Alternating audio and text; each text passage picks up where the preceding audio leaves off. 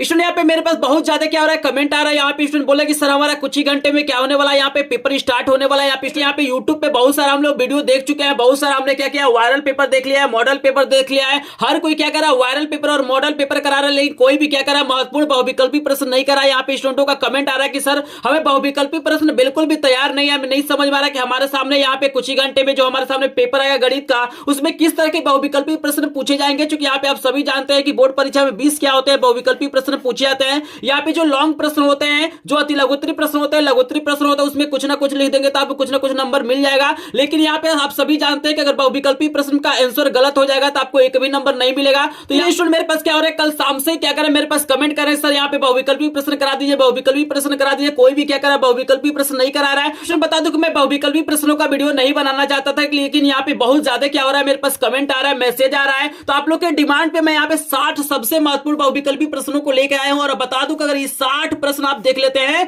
यहाँ पे कुछ ही समय बचा हुआ है, मात्र इन समयों में क्या करते हैं, 7 बहुविकल्पी प्रश्न देख लेते हैं, इनका सोल्यूशन देख लेते हैं। तो यहाँ पे बता दूं इसी में से क्या होगा, 18 से 19 क्वेश्चन आएगा। मैं 20 में 20 तो नहीं बोलूंगा, क्योंकि गणित में कुछ क्वेश्चन ऐसे बहुविकल्पी होते हैं जो बाहर से भी पूछे जाते हैं। तो यहाँ पे मैं आपको ये बता सकता हूं कि 60 प्रश्नों को देख लेते हैं तो कम से कम आप 18 से 19 प्रश्नों का क्या कर सकते हैं, सोल्यूशन कर सकते हैं। क्योंकि 18 से 19 प्रश्न क्या होगा, बिल्कुल इसी प्रकार का आएगा, मतलब जो प्रश्न मैं बता रहा हूं बिल्कुल उसी तरह का प्रश्न आपसे पूछा जाएगा। हो सकता है कि यहाँ पे जहां पे आपके सामने यहाँ पे 140 दिया है, इसके जगह पे 156 आ जाए, अंक बदल सकता है। लेकिन इसी तरह के यहाँ पे 100% क्या होंगे, आपसे प्रश्न पूछे जाए। तो अगर आप भी चाहते हैं मात्र कुछ ही समय में पढ़ के यहाँ पे चाहते हैं कि बहुविकल्पी का एक भी नंबर ना कम हो, यहाँ पे 20 में 20 नंबर आपको मिल जाए, तो इस वीडियो को बिल्कुल ध्यान से देखिएगा। क्योंकि ये वीडियो जो बनाया गया बहुत ज्यादा डिमांड पे बनाया गया है, तो आप लोग समझ ही सकते हैं कि वीडियो कितना ज्यादा इंपॉर्टेंट होगा। वीडियो को ध्यान से देखिएगा। तो चलिए इस वीडियो को स्टार्ट करते हैं और इस मोस्ट इंपॉर्टेंट प्रश्नों का सोल्यूशन करा देते हैं। तो यहाँ पे आप सभी जानते हैं कि कुछ ही समय बचा हुआ, आप लोग अपने आप को टेस्ट कर लीजिएगा। यहाँ पे 60 में से कितने प्रश्न आपको तैयार है। अगर 60 में से लगभग आपको 50 प्लस प्रश्न तैयार हो जाते हैं या पहले से तैयार है, तो आप लोग गणित में क्या करेंगे, बढ़िया नंबर पाएंगे। आपके सामने कोई भी सेट आ जाएगा, यहाँ पे क्या होंगे इसके प्रश्न जो आपको लड़ने वाले हैं, क्योंकि यही प्रश्न क्या होते हैं बार बार बोर्ड परीक्षा में पूछा जाता है। तो आज अभी को टेस्ट कर लीजिए कि 60 में से कितने प्रश्न आपको तैयार है। यहाँ पे सभी चैप्टरों के मैं प्रश्न कराऊंगा, चैप्टर नंबर 1 से लेके जो लास्ट वाला चैप्टर आपका प्रायिकता है वहां तक के सभी इंपॉर्टेंट प्रश्न कराऊंगा बहुविकल्पी। तो वीडियो को ध्यान से देखिएगा।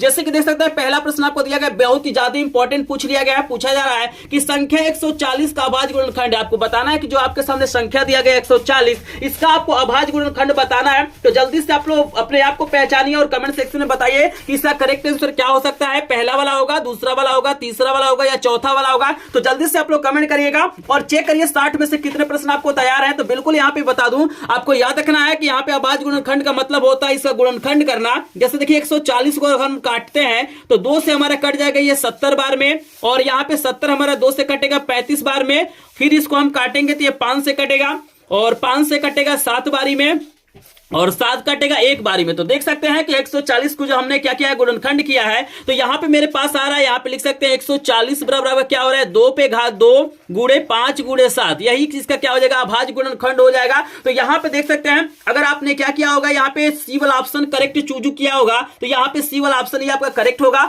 यहाँ पे आई होप आपको समझ में आ रहा होगा। चलिए यहाँ पे देखिए दूसरा प्रश्न बहुत ही ज्यादा इंपॉर्टेंट आपको दे दिया गया है। यहाँ पे पूछा जा रहा है कि भाई ये जो आपको संख्या दिया गया 148/185, इसका आपको सरलतम रूप बताना है। इसका सरलतम रूप क्या हो सकता है। पहला आपको दिया गया है 5/7, दूसरा आपको दिया गया है 4/5, तीसरा आपको दिया गया है 5/4, और यहाँ पे चौथा आपको दिया गया है 3/4। तो जल्दी से आप लोग कमेंट सेक्शन में बताइए इसका सरलतम रूप क्या हो सकता है। अपने आप को पहचान लीजिए कि 60 में से कितने प्रश्नों का आप लोग आंसर दे सकते हैं, कितने प्रश्न आपको तैयार हैं। तो बिल्कुल यहाँ पे बता दूं कि यहाँ पे 4 ऑप्शन आपको दिया गया है। तो इसको सॉल्व करने का 2 तरीका होता है। जैसे आपको दिया गया 148 बटा आपको दिया गया 185, तो आप चाहे तो इसको छोटा छोटा काट के क्या कर सकते हैं, इसको सरलतम रूप में बदल सकते हैं। या लेकिन दोनों संख्याओं का आप लोग मौसन निकालिए, और मौसन निकालने के बाद आपको क्या करना है, उससे क्या करना है, दोनों में क्या करना है, भाग करना है। तो भाग करेंगे तो जो भी क्या होगा हमारा आंसर आएगा वही इसका सरलतम रूप हो जाएगा। तो चलिए इसी तरीके से आपको सॉल्व करके दिखा देते हैं। करते हैं ना, भाग विधि से क्या करते हैं, इसका हम लोग मौसन निकाल लेते हैं। जैसे 148 से हम लोग क्या करते हैं, 185 में क्या करते हैं, भाग करते हैं। आप सभी जानते होंगे कि भाग विधि से भी क्या किया जाता है, यहाँ पे मौसन निकाला जाता है। तो एक बार में जाएगा तो यहाँ पे 148 हो जाएगा। सिंपली क्या करना है, इसे आपको माइनस करना है। जब यहाँ पे माइनस माइनस करेंगे तो आपका पास क्या होगा 37 होगा। फिर क्या करना है, जो भी शेषफल होगा उसे भाजक बनाना है और ऊपर वाला जो भाजक होता है यहाँ पे भाज बनाना है। यहाँ पे 148 को लिखेंगे और 37 से देखेगा कितने बार में कटेगा, तो ये 4 बार में कट जाएगा। 4 बार में 148 आपका आ जाएगा, तो ये 0 हो जाएगा, ठीक है ना। तो यहाँ पे लास्ट वाला हमारा क्या होता है, भाजक होता है, वही मौसा होता है। तो यहाँ पे बता दूं, इसका जो मौसा होगा हमारा 37 हो जाएगा, जिसको हम HCF बोलते हैं। तो HCF कितना हो जाएगा, 37 हो जाएगा। और हमारे पास संख्या कितना है, 148 बटे हमारे क्या है 185 है। कुछ नहीं करना है, यहाँ पे ऊपर और नीचे क्या करना है, जो भी मौसा आता है उसी से क्या किया जाता है, भाग कर दिया जाता है, ठीक है ना। सिंपल ये तरीका होता है, आपको याद रखना है। यहाँ पे हम भाग करेंगे और यहाँ पे 37 से जब 48 में आप लोग भाग करेंगे ना, तो यहाँ पे 4 आएगा और 185 में भाग करेंगे तो 5 आएगा। तो 4/5 क्या हो जाएगा, आपका करेक्ट आंसर हो जाएगा। इस तरीके से क्या कर सकते हैं, किसी भी भिन्न को आप लोग सरलतम रूप में बदल सकते हैं, ठीक है ना। तो यहाँ पे करेक्ट आंसर हमारा है 4/5। तो यहाँ पे बी वाला ऑप्शन करेक्ट हो जाएगा। अगर आपने बी वाला ऑप्शन चूज किया होगा तो करेक्ट आंसर बी वाला हो जाएगा। आई होप आपको समझ में आ रहा होगा। तीसरा प्रश्न जो दिया गया है बहुत ही ज्यादा इंपॉर्टेंट दे दिया गया है, क्योंकि इस तरह के प्रश्न बोर्ड परीक्षाओं में पूछे जाते हैं। आपको बिल्कुल ध्यान से इसको देख लेना है, क्योंकि ऐसे प्रश्न हमेशा बोर्ड परीक्षाओं में पूछे जाते हैं। यहाँ पे कह रहा है कि वह छोटी से छोटी संख्या जिसको 35, 56 और 91 से विभाजित करने में प्रत्येक दशा में 7 शेषफल होगा। आपको बताना है कि कौन सी संख्या हो सकता है। 4 ऑप्शन आपको दिया गया है। 36, 40 दिया गया है, 36, 45 दिया गया है, 36, 47 दिया गया है और यहाँ पे 37, 40 दिया गया है। तो जल्दी से आप लोग पहले अपने आप को टेस्ट कर लीजिए, चूंकि टाइम आपका एग्जाम होने वाला, अब तो अपने आप को टेस्ट कर लीजिए कि आप लोग मैथ की कितनी तैयारी किए हैं। क्योंकि यहाँ पे आप सभी जानते हैं कि भाई 20 बहुविकल्पी प्रश्न आपसे बोर्ड परीक्षा में पूछे जाएंगे और 70 में 20 नंबर क्या होता है, बहुत ज्यादा इंपॉर्टेंट रखता है, ठीक है ना। होता है रिस्क होता है, अगर आपका सही होगा तो सही होगा, नहीं तो गलत होगा तो गलत हो जाएगा। तो बिल्कुल एमसीक्यू को क्या करना, हल्के में नहीं लेना है, क्योंकि यहाँ पे कई हजार लोगों ने क्या किया है, कमेंट किया है, तब जाकर मैं इस वीडियो को बना रहा हूं। और आज ही एग्जाम और आज ही मैं क्या कर रहा हूं, इस वीडियो को बना रहा हूं। भाई इसमें कुछ ना कुछ क्या है, क्वालिटी है, तभी यहाँ पे क्या किया जा रहा है, वीडियो को बनाया जा रहा है, ठीक है ना। तो वीडियो को ध्यान से देखिएगा। तो यहाँ पे बता दूं, यहाँ पे कंसेप्ट आपको याद रखना है कि जब भी छोटी से छोटी संख्या देता है तो यहाँ पे क्या किया जाता है, इन संख्याओं का पहले लॉसा निकाला जाता है। जैसे यहाँ पे एलसीएम हम लोग निकालेंगे किसका, 35, यहाँ पे 56 और 91 का हम लोग क्या करेंगे, लॉसा निकालेंगे। तो लॉसा निकालना जानते हैं सिंपल तरीके से, जैसे आप लोग नहीं ऐसे निकालते हैं जी। 35 हो गया, यहाँ पे 56 हो गया, यहाँ पे 91 हो गया। तो इस तरीके से काट काट के क्या करते हैं आप लोग, लॉसा निकालते हैं। तो ऐसे निकाल लीजिएगा और जो लॉसा आएगा ना उसमें कुछ नहीं करना, बस आपको शेषफल को जोड़ देना है। मतलब याद रखिएगा, जब भी आपसे बोलेगा कि छोटी से छोटी संख्या बताने के लिए, तो यहाँ पे जो भी संख्या दिया है उसको लॉसा निकालिएगा और लॉसा में जो भी शेषफल होगा उसे जोड़ देना। जैसे इसका जब एलसीएम निकालेंगे ना, तो यहाँ पे आपके सामने आएगा, यहाँ पे 36, 40 आएगा। कितना आएगा, 36, 40 यानी 3640 आएगा। और सिंपली क्या करना है, यहाँ पे छोटी से छोटी संख्या पूछ रहा है, तो यहाँ पे जो संख्या है यहाँ पे आपको 7 जोड़ देना है। तो 36, 40 में हम लोग क्या करेंगे, 7 को जोड़ देंगे। तो हमारे पास कितना आ जाएगा भाई, यहाँ पे आ जाएगा, यहाँ पे हो जाएगा 36 और यहाँ पे हो जाएगा 47। तो करेक्ट आंसर क्या हो जाएगा, 3647। तो करेक्ट आंसर कौन सा हो जाएगा, सी वाला। अगर आपने सी वाला ऑप्शन चूज किया होगा तो करेक्ट आंसर सी वाला हो जाएगा। आई होप आपको समझ में आ रहा होगा। चलिए चौथा प्रश्न दिखाते हैं। कि 4 नंबर का जो प्रश्न दिया गया है बहुत ही ज्यादा इंपॉर्टेंट दिया गया है। यहाँ पे 4 आपको संख्याएं दिया गया है। यहाँ पे बोल रहा है कि निम्नलिखित में से कौन परिमेय संख्या है। ध्यान से देखिए, आपको बताना इसमें से कौन सा परिमेय होगा। यहाँ पे पहला आपको दिया गया है कड़ी में 5 प्लस कड़ी में 7 इंटू कड़ी में 5 माइनस कड़ी में 7। दूसरा दिया गया है कड़ी में 3 गुणे कड़ी में 7 और तीसरा दिया गया है कड़ी में 10.1 और चौथा दिया गया इनमें से कोई नहीं। तो आपको बताना है कि कौन सा ऑप्शन यहाँ पे क्या होगा, करेक्ट होगा, ठीक है ना। तो यहाँ पे याद देखिएगा, आपको परिमेय संख्या बताना है। तो यहाँ पे याद देखिएगा कि जो कड़ी से बाहर निकल जाएगा वो परिमेय होता है, लेकिन जो कड़ी से बाहर नहीं निकल पाता वो अपरिमेय होता है। तो देखिएगा यहाँ पे 7 तरीके 21 है, 3 तो निकलेगा नहीं, 7 तो निकलेगा नहीं, तो ये तो हमारा परिमेय होगा नहीं। ये भी हमारा बाहर नहीं निकलेगा तो ये होगा नहीं, इनमें से कोई नहीं तो होगा नहीं। यही हमारा क्या हो जाएगा, करेक्ट आंसर हो जाएगा। लेकिन क्या होगा, ये भी देख लीजिए, चूंकि ये भी कड़ी में है, ये भी कड़ी में है। तो याद रखिएगा, यहाँ पे एक फार्मूला काम कर रहा है, एक सर्वसमीका काम कर रहा है। कौन सा सर्वसमीका काम कर रहा है, आप लोग जानते हैं कि एक सर्वसमीका होता है a plus b into a minus b बराबर आपका होता है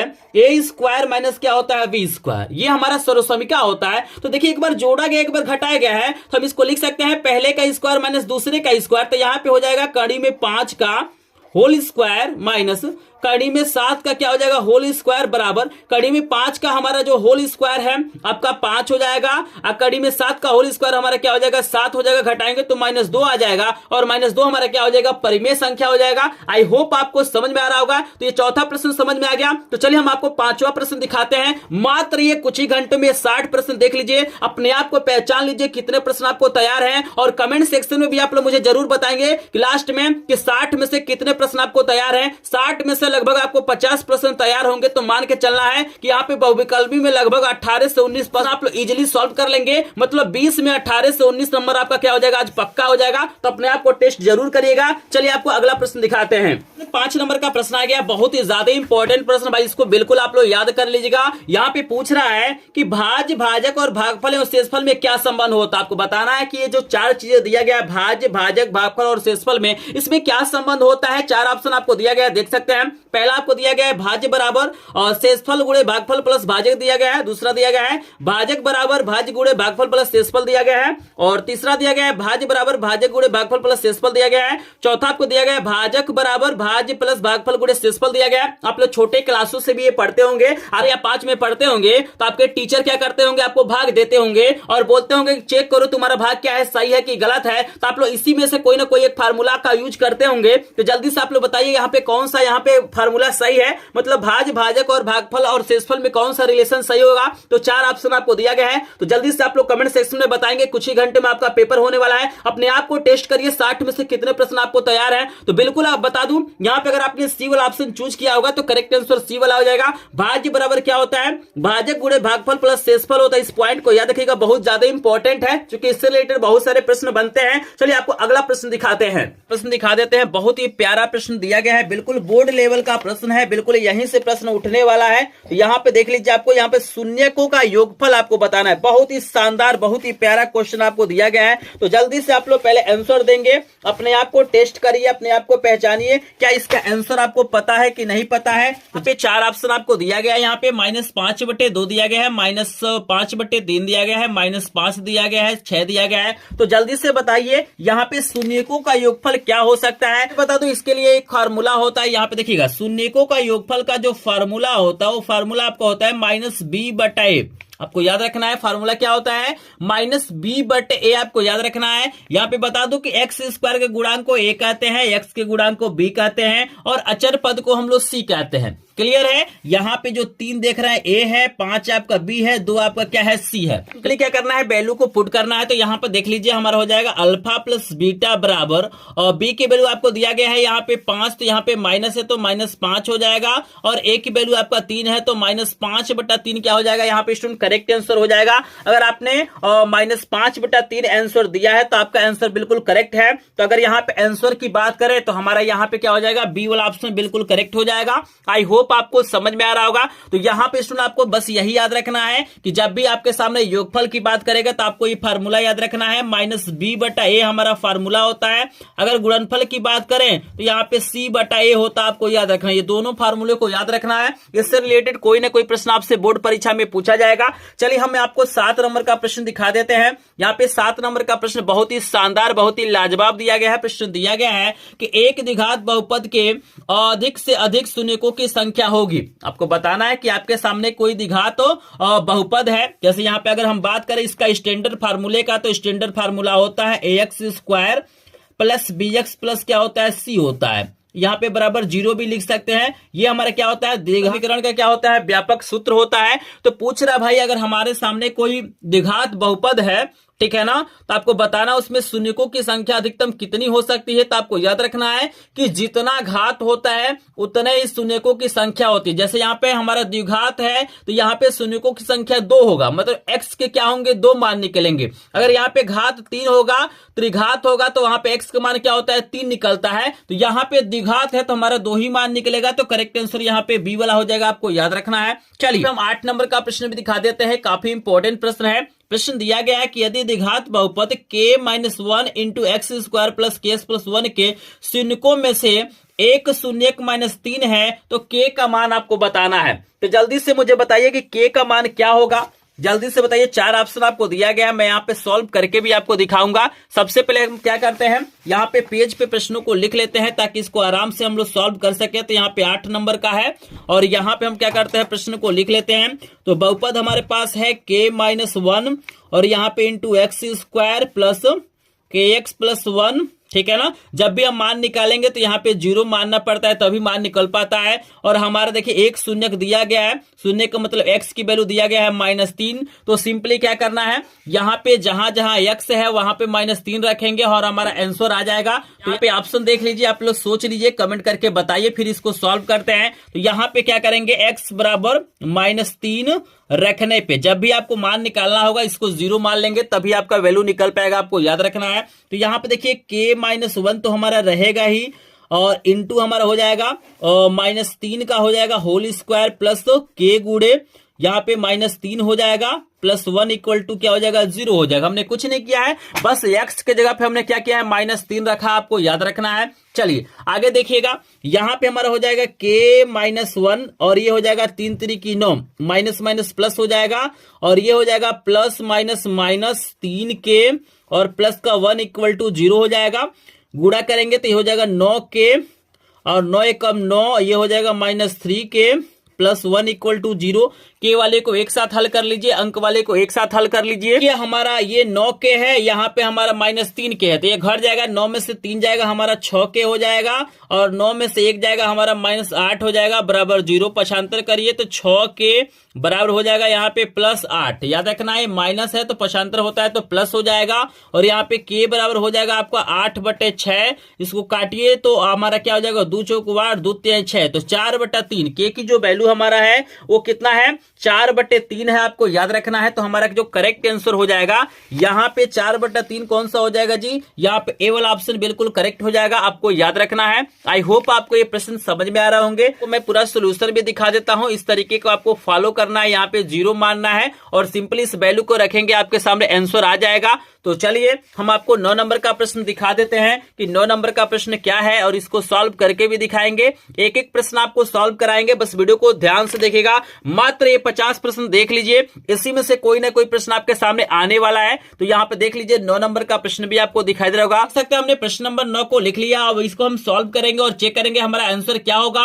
और यहाँ पे बता दूं, अगर आपको आंसर लाना है तो यहाँ पे 8 को 18 बनाना पड़ेगा, क्योंकि यहाँ पे 18 होगा, ठीक है ना। यहाँ पे हमारा 18 होगा, आपको याद रखना है। तो चलिए इसको सॉल्व करते हैं। तो यहाँ पे देख सकते हैं हमने यहाँ पे समीकरण नंबर 1 को लिखा है, समीकरण नंबर 2 को लिखा है। और आपको बता दूं कि जब भी हमारे सामने ऐसे रैखिक समीकरण आते हैं तो इनको सॉल्व करने की 3 विधियां हैं। एक हमारा क्या होता है, प्रतिस्थापन विधि होता है, एक हमारा विलोपन विधि होता है, एक बृहज्गुणन विधि होता है। तो हम क्या करेंगे, प्रतिस्थापन विधि से इसको नहीं सॉल्व करेंगे, हम लोग क्या करेंगे, यहाँ पे विलोपन विधि से सॉल्व करेंगे। और आपको बता दूं कि विलोपन विधि से सॉल्व करने के लिए हमें क्या करना पड़ता है, किसी एक गुणांक को बराबर करना होता है। जैसे देखिए यहाँ पे 2 है x के आगे और यहाँ पे 1 है, तो हमें या तो दोनों को 2 बनाना पड़ेगा, नहीं तो दोनों को 1 बनाना पड़ेगा। जैसे देखिए यहाँ पे y की गुणांक की बात करें तो यहाँ पे 3 है, यहाँ पे 2 है, तो या तो दोनों को, तो यहां पर भी दोनों गुणांकों को बराबर करना होगा। तो आप y को बराबर कर सकते हैं या x को बराबर कर सकते हैं। तो हम क्या करते हैं कि हम x को बराबर करते हैं। तो यहां पे 2 है तो यहां पर भी 2 लाना है। तो यहां पर 2 लाने के लिए हम क्या करेंगे, दोनों पक्षों में 2 से गुणा करेंगे। तो आपको लिखना है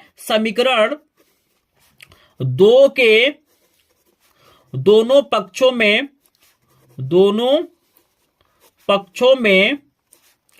2 से गुणा करने पर। भाई हमें गुणांक बराबर तभी होगा जब हम 2 से गुणा करेंगे, तभी नहीं यहाँ पे 2 आएगा। तो गुणा करेंगे तो यहाँ पे हो जाएगा 2x हो जाएगा और 2 दूना यहाँ पे क्या हो जाएगा, 4y हो जाएगा। और इस पक्ष में भी गुणा करेंगे तो 2 दूना 4 हो जाएगा, ये समीकरण नंबर 3 बन जाएगा।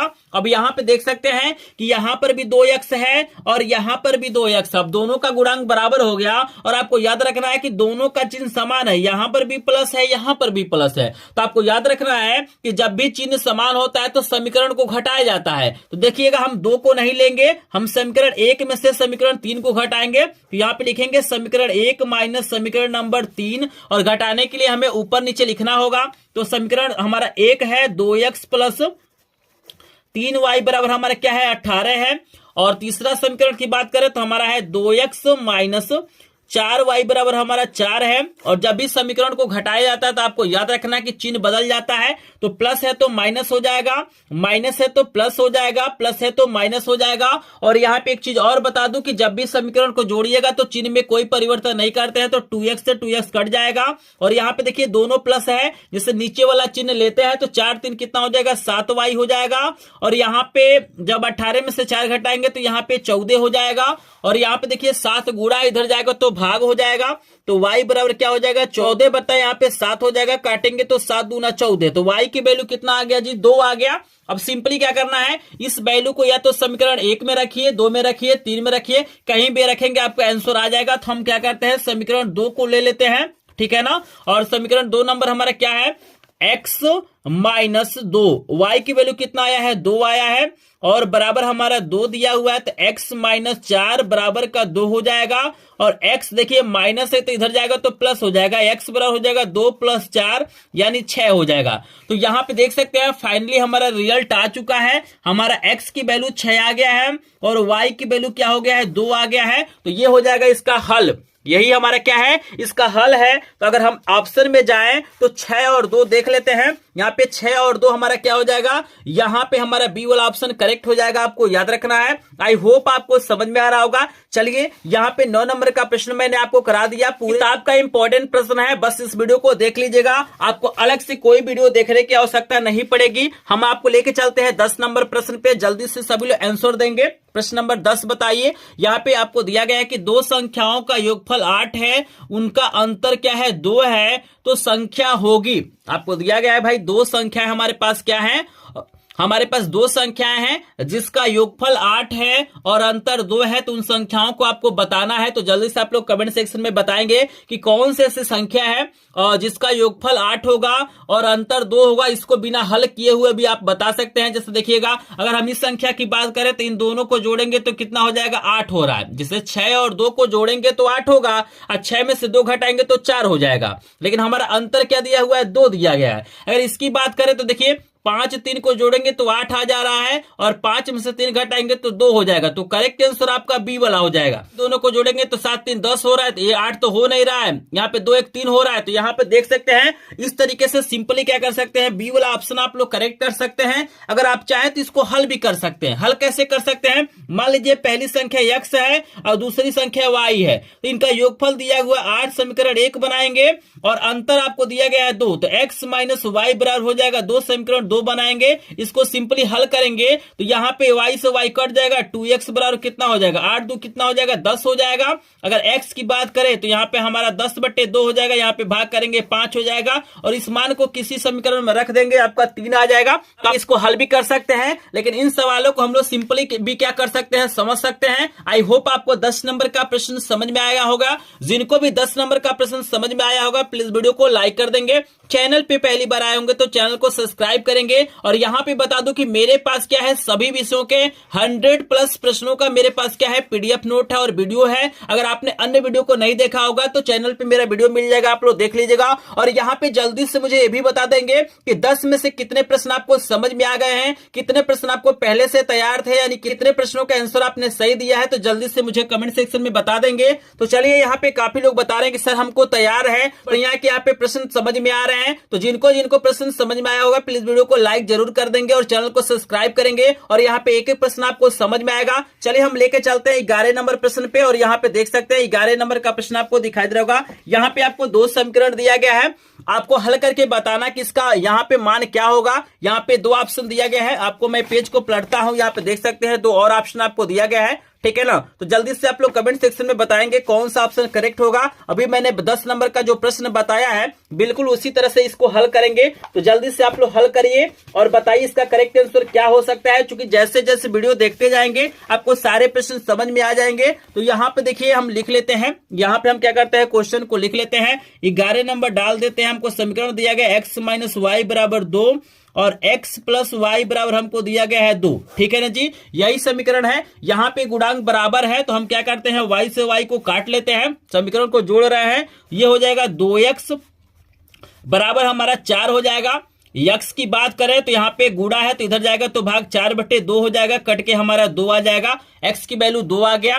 अब इस वैल्यू को हम समीकरण नंबर 1 में रख देते हैं या 2 में रख लेते हैं। तो 1 में जब रखेंगे तो देखिए एक्स की जगह पे 2 रख रहा है, 2 माइनस वाई बराबर हो जाएगा 2, ठीक है ना जी, माइनस वाई बराबर हो जाएगा 2 माइनस 2, ठीक है, ये प्लस है तो इधर जाएगा तो माइनस हो जाएगा। अब माइनस वाई बराबर हो जाएगा 0, यानी वाई की वैल्यू क्या हो जाएगा 0। तो यहाँ पे देखिए एक्स की वैल्यू कितना हो गया 2 हो गया और वाई की वैल्यू क्या हो गया 0 हो गया। तो यहाँ पे 2 और 0 हमारा क्या हो जाएगा करेक्ट आंसर हो जाएगा। तो चलिए ऑप्शन को चेक कर लेते हैं। तो यहाँ पे देखिए एक्स की वैल्यू 2, वाई की वैल्यू 0, तो बी वाला ऑप्शन क्या हो जाएगा करेक्ट हो जाएगा। आई होप आपको ये भी प्रश्न समझ में आ गया होगा। चलिए हम लेके चलते हैं आपको 12 नंबर प्रश्न पे। मात्र 50 प्रश्न देख लीजिए, पूरे किताब का सभी चैप्टरों का इंपॉर्टेंट प्रश्न है। मात्र 50 प्रश्न देख के जाइए, सभी प्रश्न आपका सॉल्व हो जाएगा। लेकिन वीडियो को ध्यान से देखेंगे, लास्ट तक देखेंगे, तभी आप लोग प्रश्नों का सोल्यूशन कर पाएंगे। चलिए यहां पे अभी मैंने योगफल का आपको फार्मूला बताया है, यहां पे मूलों का योगफल पूछा जा रहा है। यहां पे आपको समीकरण दिया हुआ देख सकते हैं, आपको बहुपद दिया हुआ है, समीकरण दिया गया है 5x² माइनस 3x प्लस 2 बराबर 0। आपको मूलों का योगफल बताना है, अल्फा प्लस बीटा की वैल्यू बताना है। यहां पे मैं लिख भी देता हूं फार्मूला, माइनस बी बटा ए फार्मूला होता है। जल्दी से बताएंगे कि यहां पे योगफल क्या हो सकता है। 3/5 हो सकता है, माइनस 3/5 हो सकता है, 2/5 हो सकता है, माइनस 2/5 हो सकता है। जल्दी से आप लोग आंसर देंगे। यहाँ पे बता दूं x² के गुणांक को a कहते हैं, x के गुणांक को b कहते हैं और अचर पद को हम लोग c कहते हैं। तो यहाँ पे देखिएगा हमारे पास पहला हमारा माइनस दिया हुआ है और b की वैल्यू हमारा -3 है, तो यहाँ पे b की वैल्यू लिख लेते हैं, a की वैल्यू 5 है और यहाँ पे देखिए माइनस माइनस प्लस हो जाएगा, 3 क्या हो जाएगा 5 हो जाएगा। तो करेक्ट आंसर कौन सा होगा 3/5 हो जाएगा। तो ए वाला ऑप्शन बिल्कुल करेक्ट है। आई होप आपको समझ में आ रहा होगा। चल के चलते हैं 13 नंबर प्रश्न पे। लेकिन जो लोग वीडियो को लाइक नहीं किए होंगे प्लीज वीडियो को लाइक कर देंगे, क्योंकि आप लोग पूरे यूट्यूब पे ढूंढ लीजिएगा, ऐसा वीडियो आपको कहीं पर भी देखने के लिए नहीं मिलेगा। और यही सब प्रश्न क्या होते हैं बोर्ड परीक्षाओं में पूछे जाते हैं। तो चलिए अगला प्रश्न आपके सामने दे दिया गया है, देख सकते हैं बहुत ही शानदार प्रश्न आपको दिया गया है कि यदि द्विघात समीकरण 3x² minus 6s plus k बराबर 0 के मूल समान है तो k का मान आपको बताना है। आपको बता दो कि बहुत ही ज्यादा इंपॉर्टेंट है, ये 100% बोर्ड परीक्षा में आएगा, इसको कोई नहीं रोक सकता है। k का मान p का मान यहाँ पे मूल समान है, बराबर है, इस तरीके से प्रश्न पूछा जाता है। तो यहाँ पे जल्दी से बताइए, यहाँ पे अगर मूल बराबर है तो k का मान क्या होगा, 3 होगा, 6 होगा, 9 होगा या 12 होगा, जल्दी से बताइए। इसके लिए सिंपल एक फार्मूला आपको याद रखना है कि जब भी मूल बराबर होता है तो जो विविधकर की वैल्यू होती है b² माइनस 4ac की वैल्यू क्या होती है 0 के बराबर होती है। बस ये फार्मूला याद रखना है कि जब भी आपको दे कि मूल बराबर है या मूल समान है, कंडीशन में आपको एक ही फार्मूला याद रखना है कि b² माइनस 4ac की जो वैल्यू होती है वो 0 की बराबर होती है। और अभी मैंने बताया कि x² के गुणांक को a कहते हैं, x के गुणांक को b कहते हैं और अचर पद को c कहते हैं। तो यहाँ पे वैल्यू को पुट करिए, देखिए b की वैल्यू आपको दिया गया -6, स्क्वायर है तो स्क्वायर लगाएंगे, -4 गुणे a की वैल्यू 3 है, c की वैल्यू k है, बराबर का 0 हो जाएगा। बस इसी को सॉल्व करिए तो 6 गुणे 6 36 हो जाएगा, ये 4 तो आपका 12 k हो जाएगा, बराबर का 0 हो जाएगा, ठीक है ना। यहाँ पे -12 के बराबर हो जाएगा -36 हो जाएगा, ये प्लस है तो इधर पक्षांतर करेंगे तो माइनस में हो जाएगा, माइनस से माइनस कट जाएगा, के बराबर आपका कितना हो जाएगा 36/12 हो जाएगा। चूंकि 12 गुणा है तो इधर जाएगा तो भाग हो जाएगा। अब 12 3 आपका 36 होता है तो के की वैल्यू कितना हो जा रहा है स्टूडेंट 3 हो जा रहा है। के की वैल्यू कितना हो जा रहा है 3 हो जा रहा है। 100% ये प्रश्न पूछा जाएगा, इस तरह के प्रश्न पूछे जाएंगे तो इस प्रश्न को याद रखिएगा। तरीका आपको याद रखना है, फार्मूला आपको याद रखना है कि जब भी विविधकर की जब भी मूल समान हो तो यहाँ पे b² माइनस 4ac की वैल्यू क्या होता है 0 के बराबर होता है। तो यहाँ पे करेक्ट आंसर हमारा ए वाला हो जाएगा। आई होप आप लोग समझ पा रहे होंगे। एक बार मैं और दिखा दे रहा हूं, इसको ध्यान से देख लीजिएगा। चलिए आपको अगला प्रश्न दिखा देते हैं। यहां पे 14 नंबर का प्रश्न दिया गया है कि यदि समीकरण x² minus 4x plus a बराबर 0 के कोई वास्तविक मूल नहीं है। याद रखिएगा, यहां पे आपको याद रखना है कि कोई वास्तविक मूल का मतलब होता है काल्पनिक मूल, और आपका कोई वास्तविक मूल्य तभी प्राप्त होता है जब भी क्या होता है, डी की वैल्यू जो विविधकर की वैल्यू है वो 0 से क्या होती है, कम होती है। क्या होती है, 0 से क्या होती है, जब कम होती है। जैसे माइनस में जब वैल्यू होता है, जैसे मान लीजिए -1 है, -2 है, -3 है, ये जो भी वैल्यू है सब क्या है, 0 से क्या है, छोटे हैं। ठीक है ना। तो इस कंडीशन में क्या होता है, मूल हमारा क्या होता है, वास्तविक नहीं होता है। तो अगर हम 14 नंबर प्रश्न की बात करें तो आपको याद रखना है कि 14 नंबर का जो करेक्ट आंसर हो जाएगा, यहां पे हमारा, यहां पे बी वाला हो जाएगा कि जब क्या होता है, यहां पे ए की जो वैल्यू है हमारा क्या होगा, 4 से छोटा होगा। ठीक है ना। इस कंडीशन में हमारा क्या होगा, यहां पे मूल वास्तविक नहीं होगा, आपको याद रखना है। चलिए यहां पे समांतर श्रेणी का प्रश्न देख सकते हैं। यहां पे आपको दिया गया है 15 नंबर का प्रश्न कि यहां पे एक आपको समांतर श्रेणी दिया गया है, आपको बताना है इसका सर्वांतर कितना होगा। यहां पे सर्वांतर आपको बताना है, 1 होगा, 2 होगा, -2 होगा या 3 होगा। यहां पे फार्मूला आपको लिख देते हैं, सर्वांतर डी बराबर फार्मूला होता है आपका A2 - A1 होता है, आपको याद रखना है।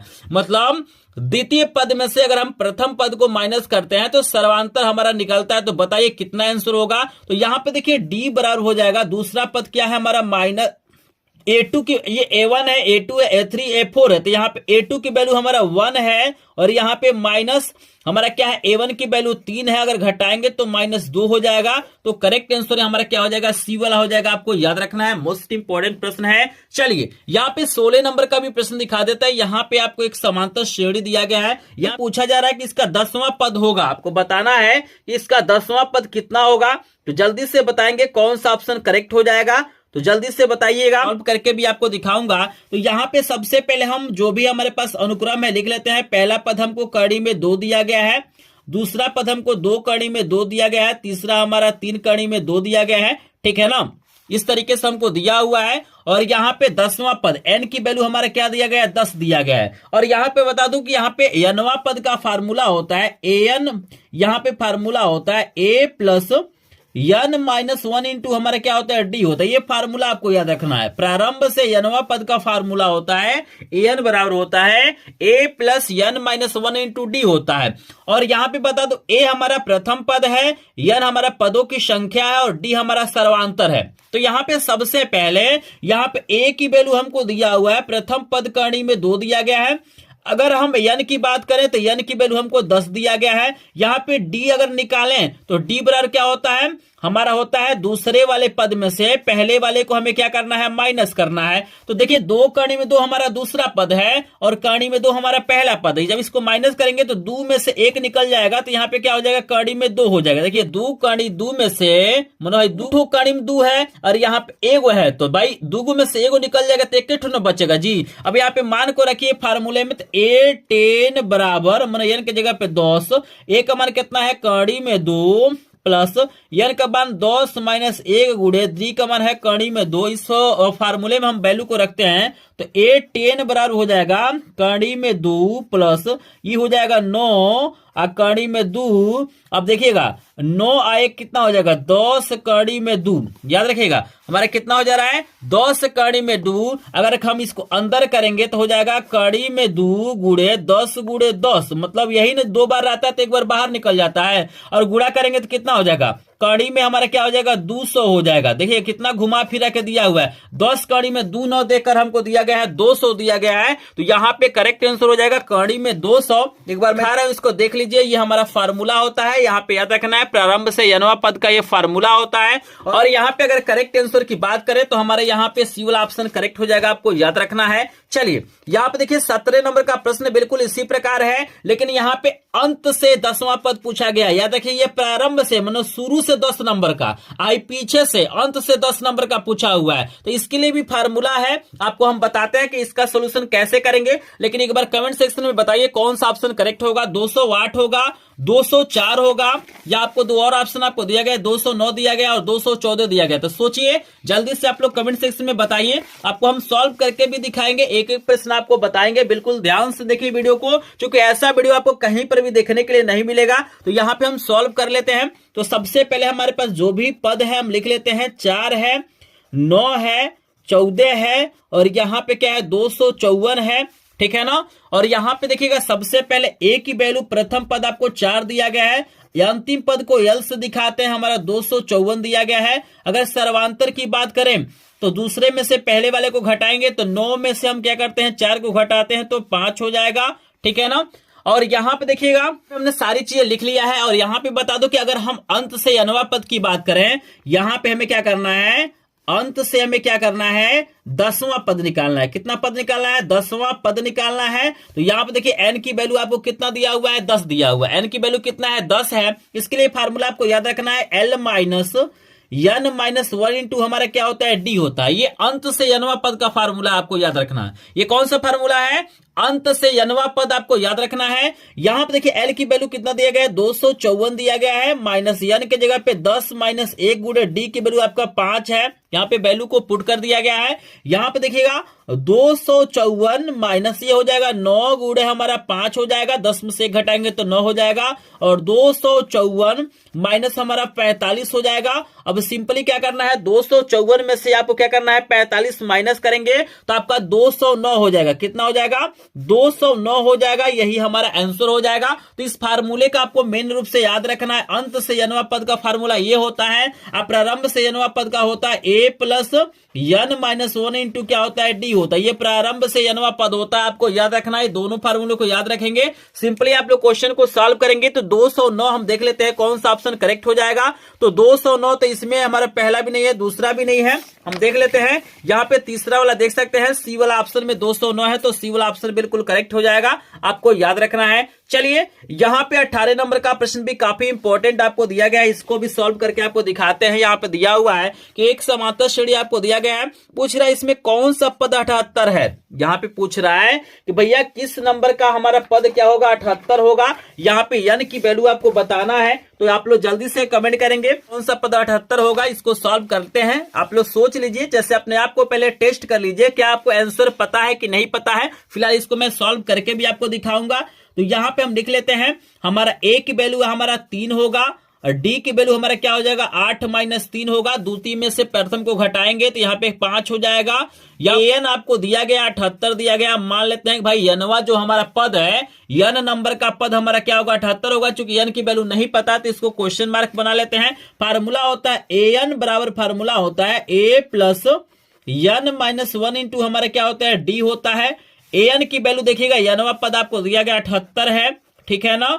और ए की वैल्यू आपको 3 दिया गया है। यहाँ पे n की मान निकालना, इसको वैसे ही छोड़ देते हैं। डी की वैल्यू 5 है, तो यहाँ पे हो जाएगा 78। यहाँ पे लिख लेते हैं 78 बराबर, यहाँ पे देखिए 3 प्लस यहाँ पे 5 से गुणा करिए तो 5 n हो जाएगा, 5 एकम 5 हो जाएगा। 78 बराबर यहाँ पे देखिएगा हम क्या करते हैं 5 n को पहले लिख लेते हैं, और 5 में से 3 जाएगा माइनस 2 हो जाएगा। आई होप आप लोग समझ पा रहे होंगे, हमेशा बड़े का चिन्ह लिखा जाता है, आपको याद रखना है। ये माइनस से इधर पक्षांतर करेंगे तो प्लस हो जाएगा।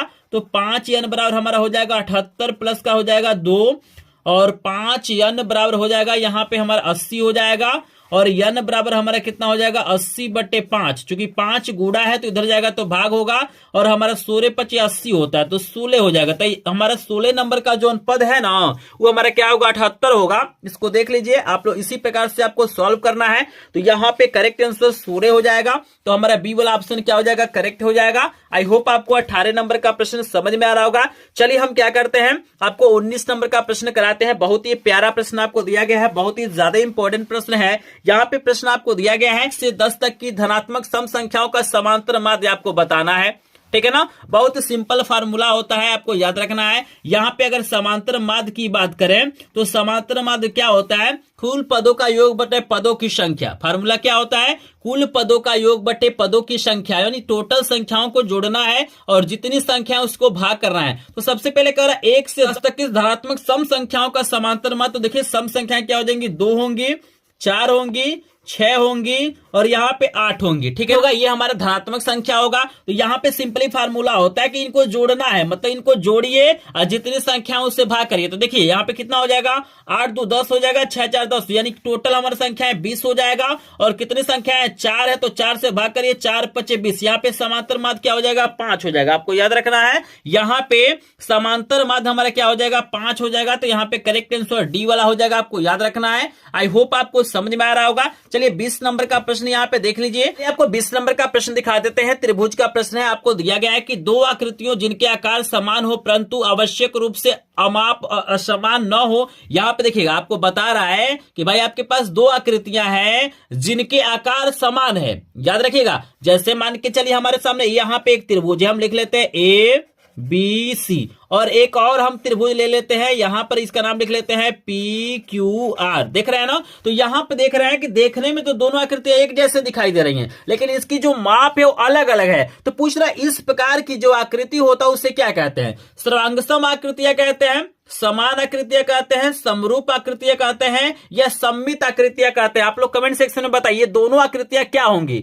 सर्वांगसम होंगी कि समरूप होंगी? तो आपको बता दो कि देखने में न समान लग रहा है, इनकी लंबाई चौड़ाई यहाँ पे अलग अलग है। तो याद रखिएगा जो देखने में एक जैसे लगते हैं तो समरूप होता है। याद रखना ये दोनों आकृतियां क्या है? समरूप है। आपको याद रखना है अगर इनका जो अमाप है, जो माप है बराबर होता तो ये सर्वांगसम हो जाते हैं। क्लियर है? तो 20 का करेक्ट आंसर हमारा सी वाला हो जाएगा। चलिए यहां पे आपको 21 नंबर का सॉल्यूशन करा लेते हैं, लेकिन जल्दी से यहाँ पे 20 प्रश्न खत्म हो गए। आप लोग बताइए 20 में से कितने प्रश्न आपको तैयार थे? तो जल्दी से एक बार कमेंट सेक्शन में बता देंगे। और यहाँ पे जो लोग वीडियो को लाइक नहीं किए होंगे प्लीज वीडियो को लाइक कर देंगे। चैनल पे पहली बार आए होंगे तो चैनल को सब्सक्राइब करेंगे। और इस वीडियो का एक टारगेट रख रहे हैं, यहाँ पे 50 प्रश्न है और इस वीडियो का लाइक का हम टारगेट रखते हैं मात्र 50 लाइक। तो यहाँ पे मैं देख पा रहा हूँ कि 20 प्रश्न मैंने करा दिया, लेकिन अभी तक यहाँ पे 20 लाइक कंप्लीट नहीं हुआ है। तो जिन्होंने कंजूसी किया है प्लीज वीडियो को लाइक कर देंगे।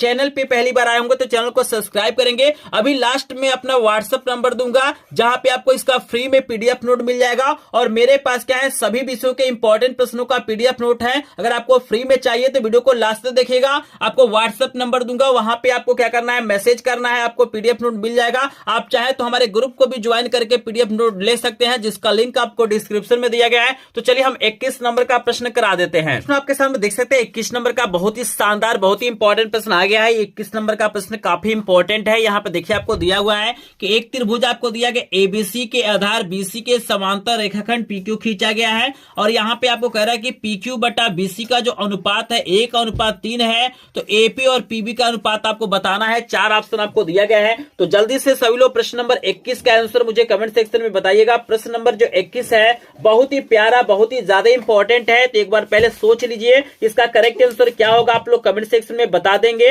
प्रश्न भी आपको हम बता देते हैं। यहाँ पे बता दो कि जो प्रश्न नंबर 21 है इसका करेक्ट आंसर हो जाएगा 1:2 हो जाएगा। आपको याद रखना है। आई होप आपको समझ में आ रहा होगा। चलिए 22 नंबर का प्रश्न देखिएगा, बहुत ही ज्यादा इंपॉर्टेंट है। ये भी प्रश्न 100% बोर्ड परीक्षा में आता है। दो बिंदु की बीच की दूरी आपसे पूछा जाता है। तो जल्दी से बताइए, यहाँ पे आपको दो बिंदु दिया गया है। यहाँ पे देख सकते हैं दो बिंदु के बीच की दूरी आपको बताना है। जैसे देखिए अगर हम 22 नंबर प्रश्न की बात करें, आपको ऑप्शन दिखा देते हैं, आप लोग कमेंट सेक्शन में बताइएगा। इसके लिए सिंपल फार्मूला होता है, बस उस फार्मूले के द्वारा इसको हम लोग निकाल सकते हैं। तो यहाँ पे देख लीजिए 4 ऑप्शन आपको दिया गया है। यहाँ पे आपको 5, 7, 13, 17 दिया गया है। तो जल्दी से बताइए कौन सा ऑप्शन करेक्ट होगा। यहाँ पे 4 ऑप्शन आपको दिया गया है, तो हम इसको सॉल्व कर देते हैं। यहाँ पे देखिए हमारे पास दो बिंदु दिए गए हैं। यहाँ पे फार्मूला बता दूं, डी बराबर फार्मूला होता है आपका कर्डी में आपका होता है x2 माइनस x1 का होल स्क्वायर प्लस आपका होता है y2 माइनस y1 का होल स्क्वायर। ये फार्मूला होता है, आप लोग अपने दिमाग में बैठा लीजिए कि दो बिंदुओं के बीच की दूरी निकालने का फार्मूला यही होता है।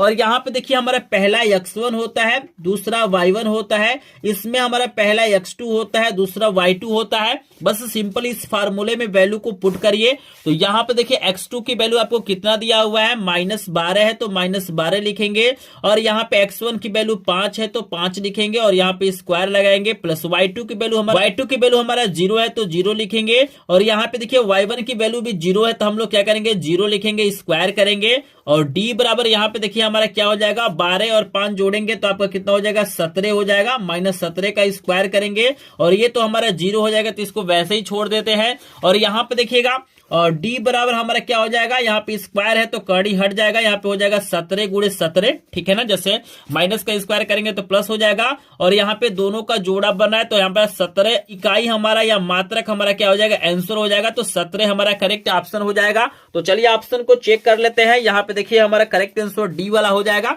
ठीक है ना, डी वाला ऑप्शन करेक्ट होगा। आई होप आपको समझ में आ रहा होगा। चलिए यहाँ पे 23 नंबर का प्रश्न देख सकते हैं। यहाँ पे मूल बिंदु से दूरी पूछा जा रहा है। यहाँ पे पूछा जा रहा है कि भैया एक बिंदु आपको दिया गया है और आपको मूल बिंदु से दूरी बताना है, कितना होगा। याद रखिएगा जैसे चतुर्थांश आप लोग बनाते हैं ना, तो यहाँ पे जो मूल बिंदु होता है इससे क्या हो रहा है, कोई बिंदु हमारा है P, उसकी दूरी पूछा जा रहा है। आपको बता दो कि मूल बिंदु का जो निर्देशांक होता है 0 0 होता है। मूल बिंदु का निर्देशांक क्या होता है, 0 0 होता है। तो आप चाहे तो यहाँ पे डी बराबर जो फार्मूला आपका है x2 माइनस x1 का whole square plus y2 minus y1 का होल स्क्वायर, इससे भी सॉल्व कर सकते हैं। लेकिन जब भी आपके सामने मूल बिंदु होता है तो इसके लिए डायरेक्ट फार्मूला होता है डी बराबर होता है x square plus y square. Simple याद रखना है कि जब भी एक बिंदु मूल बिंदु होता है तो आप इस फार्मूले का भी प्रयोग कर सकते हैं। जैसे डी बराबर हो जाएगा, एक्स की वैल्यू आपको दिया गया है -6 का स्क्वायर और वाई की वैल्यू आपको दिया गया 8, तो यहाँ पे 8 का स्क्वायर हो जाएगा।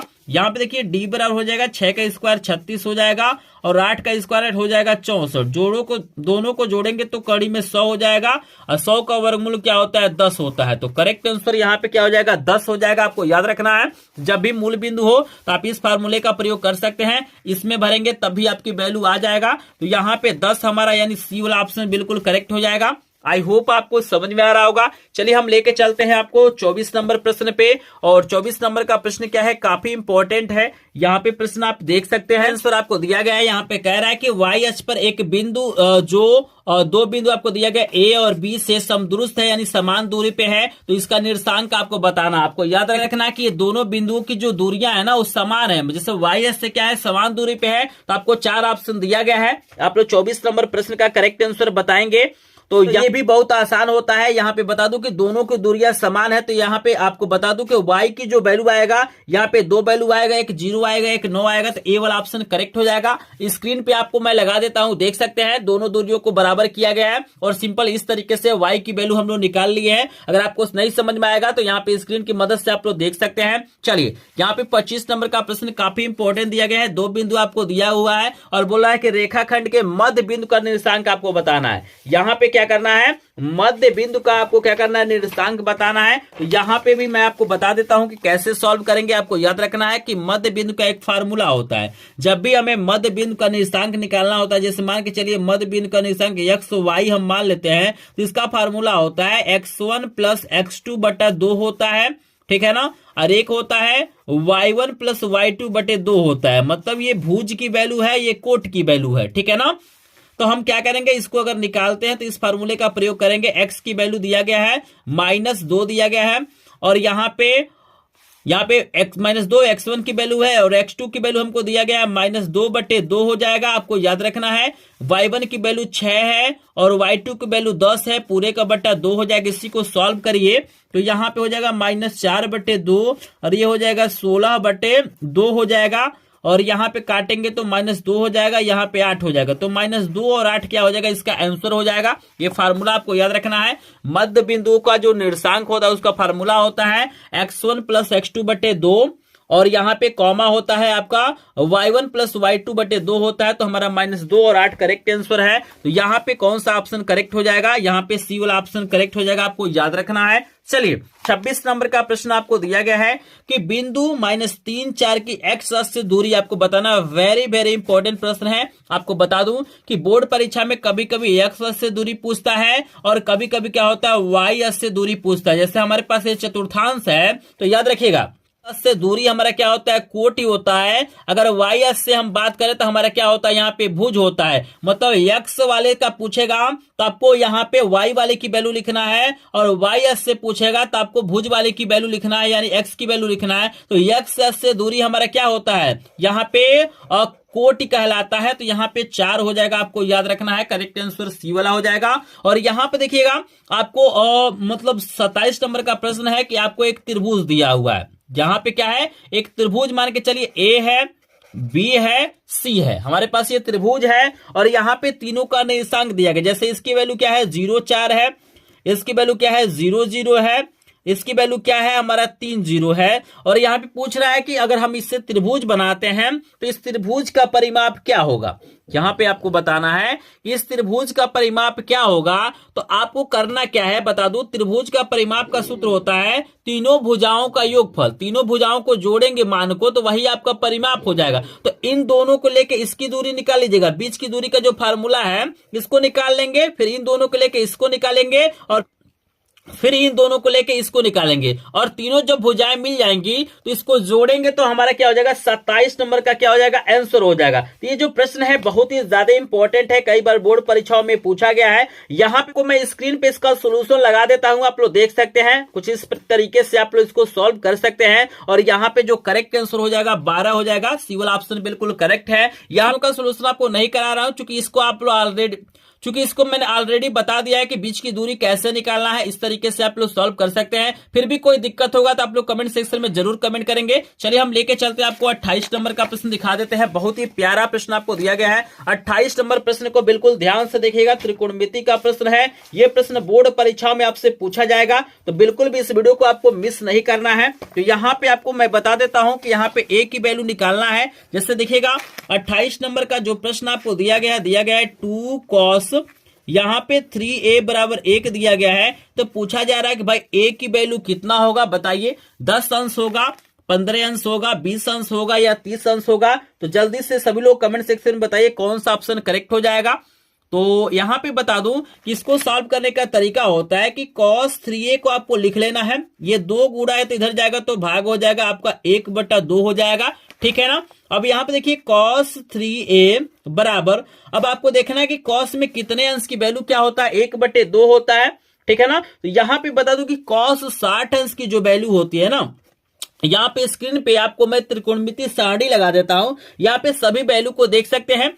cos 60 अंश की वैल्यू क्या है 1/2 है, तो हम 1/2 के जगह पे cos 60 अंश लिख सकते हैं। और दोनों पक्षों का जब तुलना करेंगे तो cos से cos हट जाएगा और 3a बराबर आपका हो जाएगा 60 अंश और a बराबर क्या हो जाएगा, ये गुणा है तो इधर जाएगा तो हो जाएगा तो 60/3 हो जाएगा, यानी 3 दूना 6, यानी 20 अंश आपका करेक्ट आंसर हो जाएगा। तो इस तरीके से सॉल्व कर सकते हैं, ठीक है ना। तो यहाँ पे करेक्ट आंसर हमारा सी वाला हो जाएगा। सी वाला ऑप्शन बिल्कुल करेक्ट है। चलिए यहाँ पे 29 नंबर का प्रश्न देख लीजिए। 29 नंबर का प्रश्न भी काफी इंपॉर्टेंट दिया गया है, कई बार बोर्ड परीक्षाओं में पूछा गया है। यहाँ पे sin a की वैल्यू दिया गया है और आपसे tan a की वैल्यू पूछ रहा है। तो जल्दी से एक बार सोचिए और कमेंट सेक्शन में बताइए कौन सा ऑप्शन करेक्ट हो जाएगा। तो जल्दी से सभी लोग कमेंट सेक्शन में एक बार बता देंगे। तो यहाँ पे हम इसका सोल्यूशन करा देते हैं। तो जैसे देखिए आपको दिया हुआ है, अगर 29 नंबर प्रश्न की बात करें तो हमको दिया हुआ है कि sin a बराबर आपको दिया गया है 4/5। sin a की वैल्यू कितना दिया गया है 4/5। और यहाँ पे आपको याद रखना है sin थीटा बराबर फार्मूला होता है आपका लंब बटे क्या होता है कर्ण होता है। फार्मूला क्या होता है जी,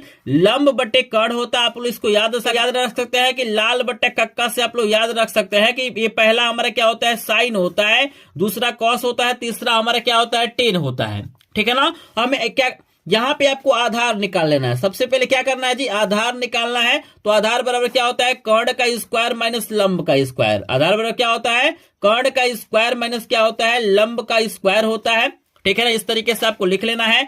यहाँ पे कर्ण की वैल्यू आपको 5 दिया गया है तो 5 का स्क्वायर माइनस हो जाएगा 4 का स्क्वायर। लंब कितना है यहाँ पे 4 है, कर्ण 5 है तो 5 का स्क्वायर करेंगे तो 25 हो जाएगा, ये 16 हो जाएगा, यानी आपका ये कड़ी में 9 का वर्गमूल होता है 3। तो हमारे जब तीनों मान पता रहेगा तो हम आराम से किसी भी अनुपात को हम निकाल सकते हैं। तो tan a की वैल्यू पूछ रहा है तो tan थीटा बराबर क्या होता है लंब बटे आधार होता है। tan थीटा क्या होता है लंब बटे क्या होता है, यहां पे क्या होता है जी आधार होता है। तो लंब कितना है, लंब हमारा क्या है 4 है, ठीक है ना जी। आधार कितना है 3 है, तो 4/3 हमारा क्या हो जाएगा करेक्ट आंसर हो जाएगा। तो इस तरीके से आसानी से आप लोग सॉल्व कर सकते हैं। बस आपको याद रखना है कि अगर हमारे पास तीनों वैल्यू है, लंब है, कर्ण है, आधार है, तो हम 6 अनुपातों को क्या कर सकते हैं निकाल सकते हैं। तो 4/3 यानी हमारा करेक्ट आंसर सी वाला हो जाएगा, आपको याद रखना है। तो 29 नंबर के जो करेक्ट आंसर हो जाएगा सी वाला हो जाएगा। आई होप आपको समझ में आ रहा होगा। जल्दी से कमेंट सेक्शन में बताएंगे चलिए यहाँ पे हम देख चलते हैं अगले प्रश्न पे, और यहाँ पे देख सकते हैं 30 नंबर का प्रश्न भी काफी इंपॉर्टेंट आपको दिया गया है। यहाँ पे कह रहा है कि सेक ए प्लस 10a गुणे 1 माइनस साइन ए का मान आपको बताना है। क्या हो सकता है? सेक ए हो सकता है, साइन ए हो सकता है, कोसेक ए हो सकता है, या कॉस ए हो सकता है। इसको सॉल्व कर देते हैं। यहाँ पे क्वेश्चन को मैंने लिख लिया है। यहाँ पे सिंपली कुछ फार्मूले आपको याद रखना है। जैसे देखिए सेक ए बराबर होता है 1/cos ए, यानी 1/cos ए को हम कहते हैं सेक ए। अगर 10a की बात करें तो ये होता है साइन ए बटा कॉस ए। ये फार्मूला होता है। कुछ फार्मूले आपको याद करना पड़ेगा। जब तक आप लोग फार्मूला याद नहीं करेंगे तब तक आपका क्वेश्चन सॉल्व नहीं हो पाएगा। हमने क्या किया है, इसको साइन कॉस के रूप में तोड़ा है। तो देखिए सेक ए बराबर होता है 1/cos ए प्लस 10a बराबर होता है साइन ए बटे कॉस ए। दूसरे वाले को हमने वैसे लिख दिया है। यहां पे हम एलसीएम लेंगे तो यहां पे हमारा हो जाएगा कॉस ए, दोनों में कॉस ए है तो कॉस से कॉस कट जाएगा 1 प्लस यहाँ पे कॉस कटेगा साइन ए हो जाएगा। मतलब नीचे वाला हमारा एलसीएम कॉस ए होगा, और कॉस ए से कॉस ए में भाग करेंगे तो हमारा 1 आएगा, या 1 के लिखा गया है। फिर कॉस ए से कॉस ए कटेगा साइन ए होगा। यहाँ पे 1 माइनस साइन ए हो जाएगा, आपको याद रखना है। और यहाँ पे देखिएगा यहाँ पे प्लस है, यहाँ पे माइनस है। जब गुणा करेंगे तो आपका हो जाएगा 1 माइनस साइन स्क्वायर ए। ये क्या हो जाएगा? 1 माइनस साइन स्क्वायर ए, और नीचे क्या हो जाएगा? Cos A. और आपको याद रखना है कि 1 माइनस साइन स्क्वायर ए को हम कहते हैं कॉस स्क्वायर ए, और नीचे हमारा क्या है? कॉस है। तो ऊपर 2 ठो है, नीचे 1 ठो है, तो 1 ठो कट जाएगा। इससे 1 ठो कट जाएगा, आपका हो जाएगा कॉस ए। करेक्ट आंसर हो जाएगा कॉस ए। आपका क्या हो जाएगा? करेक्ट आंसर हो जाएगा। आपको याद रखना है, ठीक है ना। तो हमारा करेक्ट आंसर 30 नंबर का क्या हो जाएगा? Cos A. हमारा डी वाला ऑप्शन करेक्ट हो जाएगा। चलिए यहाँ पे देख सकते हैं 31 नंबर का प्रश्न भी काफी इंपॉर्टेंट आपको दिया गया है, और यहाँ पे आपको बताना है कि 10 1 अंश इंटू 10 2 अंश इंटू 10 3 अंश, और यहाँ पे दिया गया 10 88 अंश और 10 89 अंश का आपको मान बताना है कि इसका मान कितना होगा। तो एक देखिए आपके सामने 31 नंबर का प्रश्न आ गया है। यहाँ पे दिया गया है 10 1 अंश 10 2 अंश 10 3 अंश, और दिया गया है 10 88 और 10 89। आपको बताना है इसका मान कितना होगा। 0 होगा, 1/2 में 2 होगा, 1/2 होगा, 1 होगा। तो जल्दी से आप लोग कमेंट सेक्शन में बताएंगे। बहुत ही प्यारा प्रश्न आपको दिया गया है। जल्दी से सभी लोग कमेंट सेक्शन में बताइए इसका करेक्ट आंसर क्या हो सकता है। बता दो कि ऐसे प्रश्न जब भी आते हैं तो इसका करेक्ट आंसर हमारा 1 होता है। जैसे देखिए अभी इसको 88 को बदलेंगे 90 माइनस 1। याद रखिएगा, जैसे आपको दिया हुआ है 10 88 को हम लिख सकते हैं 90 माइनस हम लोग 2 लिख सकते हैं, क्योंकि 88 में से 2 घटाएंगे तो 88 आएगा। अगर हम 89 की बात करें तो इसको लिख सकते हैं 10 90 माइनस 1 लिख सकते हैं। और इसको जब बदलेंगे तो ये हो जाएगा कॉट। 10 किस में बदलता है? कॉट में होता है। और यहां पर भी हो जाएगा कॉट, हमारा क्या हो जाएगा? 1 हो जाएगा। और देखिए 10 ए और कॉट ए की वैल्यू हमारा 1 होता है। उसी प्रकार 10 हमारा और यहाँ पे कॉट की जो वैल्यू होता है 1 होता है। तो सबको जब इसको सॉल्व करेंगे तो आपकी वैल्यू कितना हो जाएगा? यहाँ पे 1 हो जाएगा। आपको याद रखना है। चलिए यहाँ पे 32 नंबर का प्रश्न दिया गया कि 10a बराबर साइन ए, तो a का मान आपको बताना है। यहाँ पे बहुत ही प्यारा प्रश्न आपको दे दिया गया है। यहाँ पे दिया गया है कि 10a और साइन ए आपस में बराबर है, तो a का मान आपको बताना है कितना होगा। तो जल्दी से सभी लोग कमेंट सेक्शन में बताएंगे कि भाई a का मान कितना होगा। यहाँ पे 0 होगा, 60 होगा, 90 होगा, 45 होगा। तो यहाँ पे हम लिख लेते हैं 32 नंबर का सोल्यूशन कराते हैं। आपको दिया गया है कि 10a बराबर साइन ए, तो यहाँ पे आपको a की वैल्यू क्या करना है? बताना है। तो इसको सॉल्व करते हैं तो 10 थीटा होता है साइन थीटा बट्टा कॉस थीटा, तो ये हो जाएगा साइन ए बटे हमारा कॉस ए हो जाएगा। यहाँ पे हो जाएगा साइन ए। क्लियर है? ये साइन से साइन कट जाएगा, हमारा हो जाएगा 1 बटे यहाँ पे हो जाएगा कॉस ए बराबर 1 हो जाएगा। त्रिय गुणा करेंगे तो यहाँ पे हो जाएगा कॉस ए बराबर 1 हो जाएगा। और यहाँ पे आपको देखना है कि कॉस में कितने अंश की वैल्यू 1 होती है। यहाँ पे आपको बताना है कि कॉस में कितने अंश की वैल्यू 1 होती है। तो कॉस 0 अंश की वैल्यू हमारा 1 होता है, तो कॉस से कॉस कट जाएगा, 1 की वैल्यू कितना हो जाएगा? 0 अंश हो जाएगा। तो हमारा करेक्ट आंसर क्या हो जाएगा? 0 हो जाएगा। इस तरीके का सवाल अभी मैंने आपको बताया है। तो 32 का करेक्ट आंसर हमारा यहाँ पे 0 हो जाएगा। आपको याद रखना है। चलिए यहाँ पे 33 नंबर का प्रश्न काफी इंपॉर्टेंट दिया गया है। ऊंचाई दूरी का प्रश्न है। यहाँ पे बोल रहा है कि एक मीनार की ऊंचाई 20 मीटर है। ठीक है ना? एक मीनार की ऊंचाई क्या है? 20 मीटर है। जमीन पर बनने वाली इसकी छाया की जो लंबाई है 20 कड़ी में 3 है। तो सूर्य का उन्नयन कोण क्या होगा? 0 अंश होगा, 30 अंश होगा, 45 अंश है और 60 अंश है। तो जल्दी से आप लोग कमेंट सेक्शन में बताइए। इसको सॉल्व करते हैं। तो फिगर बना लेते हैं। हमारे सामने ये स्तंभ है, इसकी छाया है। ठीक है ना? हमारे सामने ये जो 33 नंबर का प्रश्न है, मान के चलते हैं भाई ए बी हमारा स्तंभ है और बीसी क्या है, इसकी छाया है। तो यहाँ पे जो कोण है थीटा मान लेते हैं, तो छाया दिया गया है 20 कड़ी में 3, इसकी ऊंचाई दिया गया है 20 मीटर। तो आपको बता दूं कि इन दोनों में संबंध होगा, ये लंब होगा ये आधार होगा। तो लंब और आधार में क्या होता है, टेन होता है। तो टेन थीटा बराबर क्या होता है, लंब बटे आधार होता है। तो ये हो जाएगा 20 कड़ी में 3, तो 20 से 20 कट जाएगा, 1 बटा कड़ी में 3 आएगा। ठीक है ना जी। और यहाँ पे देखिएगा टेन थीटा बराबर, और टेन में कितने अंश की वैल्यू, 1 बटे कड़ी में 3 होता है। तो आपको याद रखना है कि टेन 30 अंश की जो वैल्यू होता है वो 1 बट्टा कड़ी में 3 होता है। कंपेयर करेंगे तो थीटा बराबर कितना हो जाएगा, 30 अंश हो जाएगा।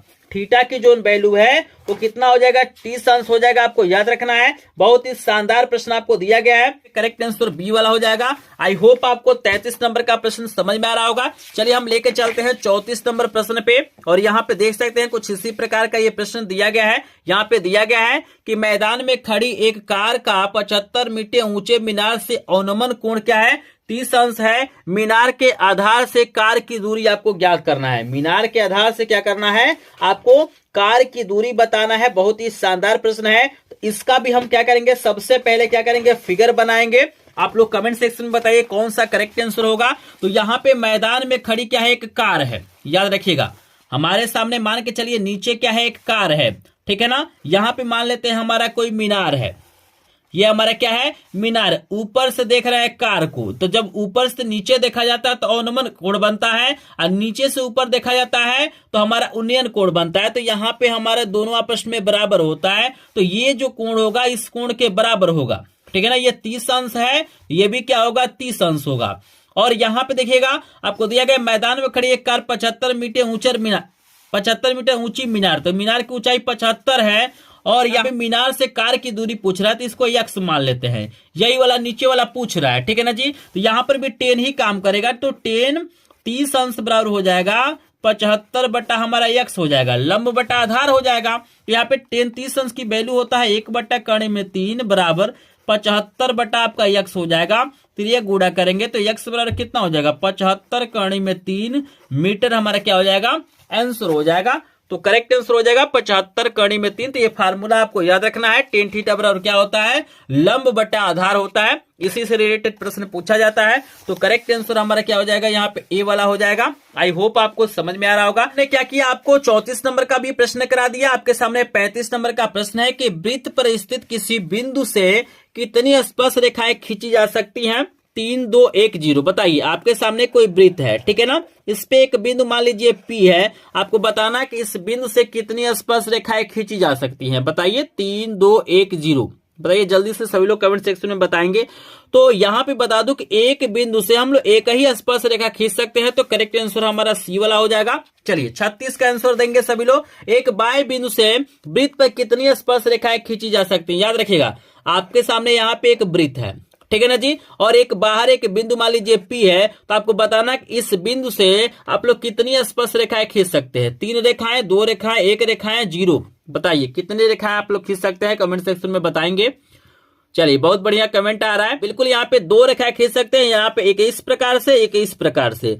तो बाएं बिंदु से 2 रेखाएं और वृत्त पे स्थित बिंदु से 1 रेखा है। तो यहाँ पे करेक्ट आंसर बी वाला हो जाएगा। क्लियर है। चलिए 37 नंबर का प्रश्न आपके सामने आ गया है कि 3 सेंटीमीटर और 5 सेंटीमीटर त्रिज्या के 2 संकेंद्रीय वृत्त है। बाएं वृत्त की एक जीवा AB को अंतर्वृत्त की बिंदु P पर स्पर्श करती है।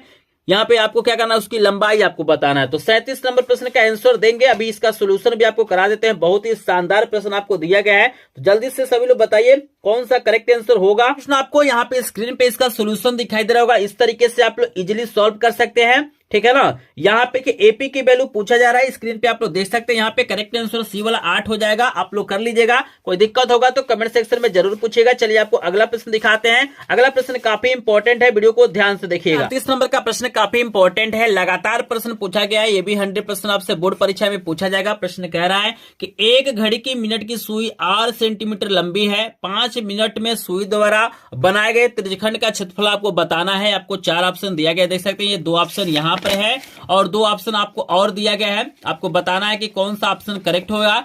यहाँ पे देखिए आपको बता दूं कि यहाँ पे काफी इंपॉर्टेंट प्रश्न है, बिल्कुल ध्यान से इसको देख लीजिए क्योंकि ये प्रश्न आपको बोर्ड परीक्षा में पूछा जाता है। पे स्क्रीन पे आप लोग इसका सोल्यूशन देख सकते हैं। आपको दिया गया है कि मिनट की सुई 1 घंटा यानी 60 मिनट में एक चक्कर पूरा करती है। जो मिनट की सुई होता है आपका क्या करता है और 60 मिनट में एक चक्कर पूरा करता है। तो आपको बता दूं कि मिनट की सुई 1 मिनट में क्या होता है 1/60 चक्कर पूरा करेगा, ठीक है ना। जैसे 60 मिनट में एक चक्कर पूरा करेगा तो 1 मिनट में कितना करेगा 1/60 करेगा। क्योंकि हमको 5 मिनट दिया गया है तो 5 से हम गुणा करेंगे तो हमारा हो जाएगा यहाँ पे 1/12 चक्कर, ठीक है ना। और यहाँ पे सुई की लंबाई r दिया गया है, ठीक है ना। और यहाँ पे सिंपली क्या करना है आपको, त्रिज्यखंड का क्षेत्रफल हो जाएगा πr²/12। क्या हो जाएगा πr²/12 हो जाएगा। आपको याद रखना है क्योंकि यहाँ पे जो हमारा फार्मूला होता है यहाँ पे πr² होता है, यहाँ पे क्षेत्रफल का फार्मूला होता है πr² और हमारा एक चक्कर का होता है πr²। और हमारे पास क्या है 1/12 चक्कर है तो 1/12 से गुणा कर देंगे तो हमारा क्या हो जाएगा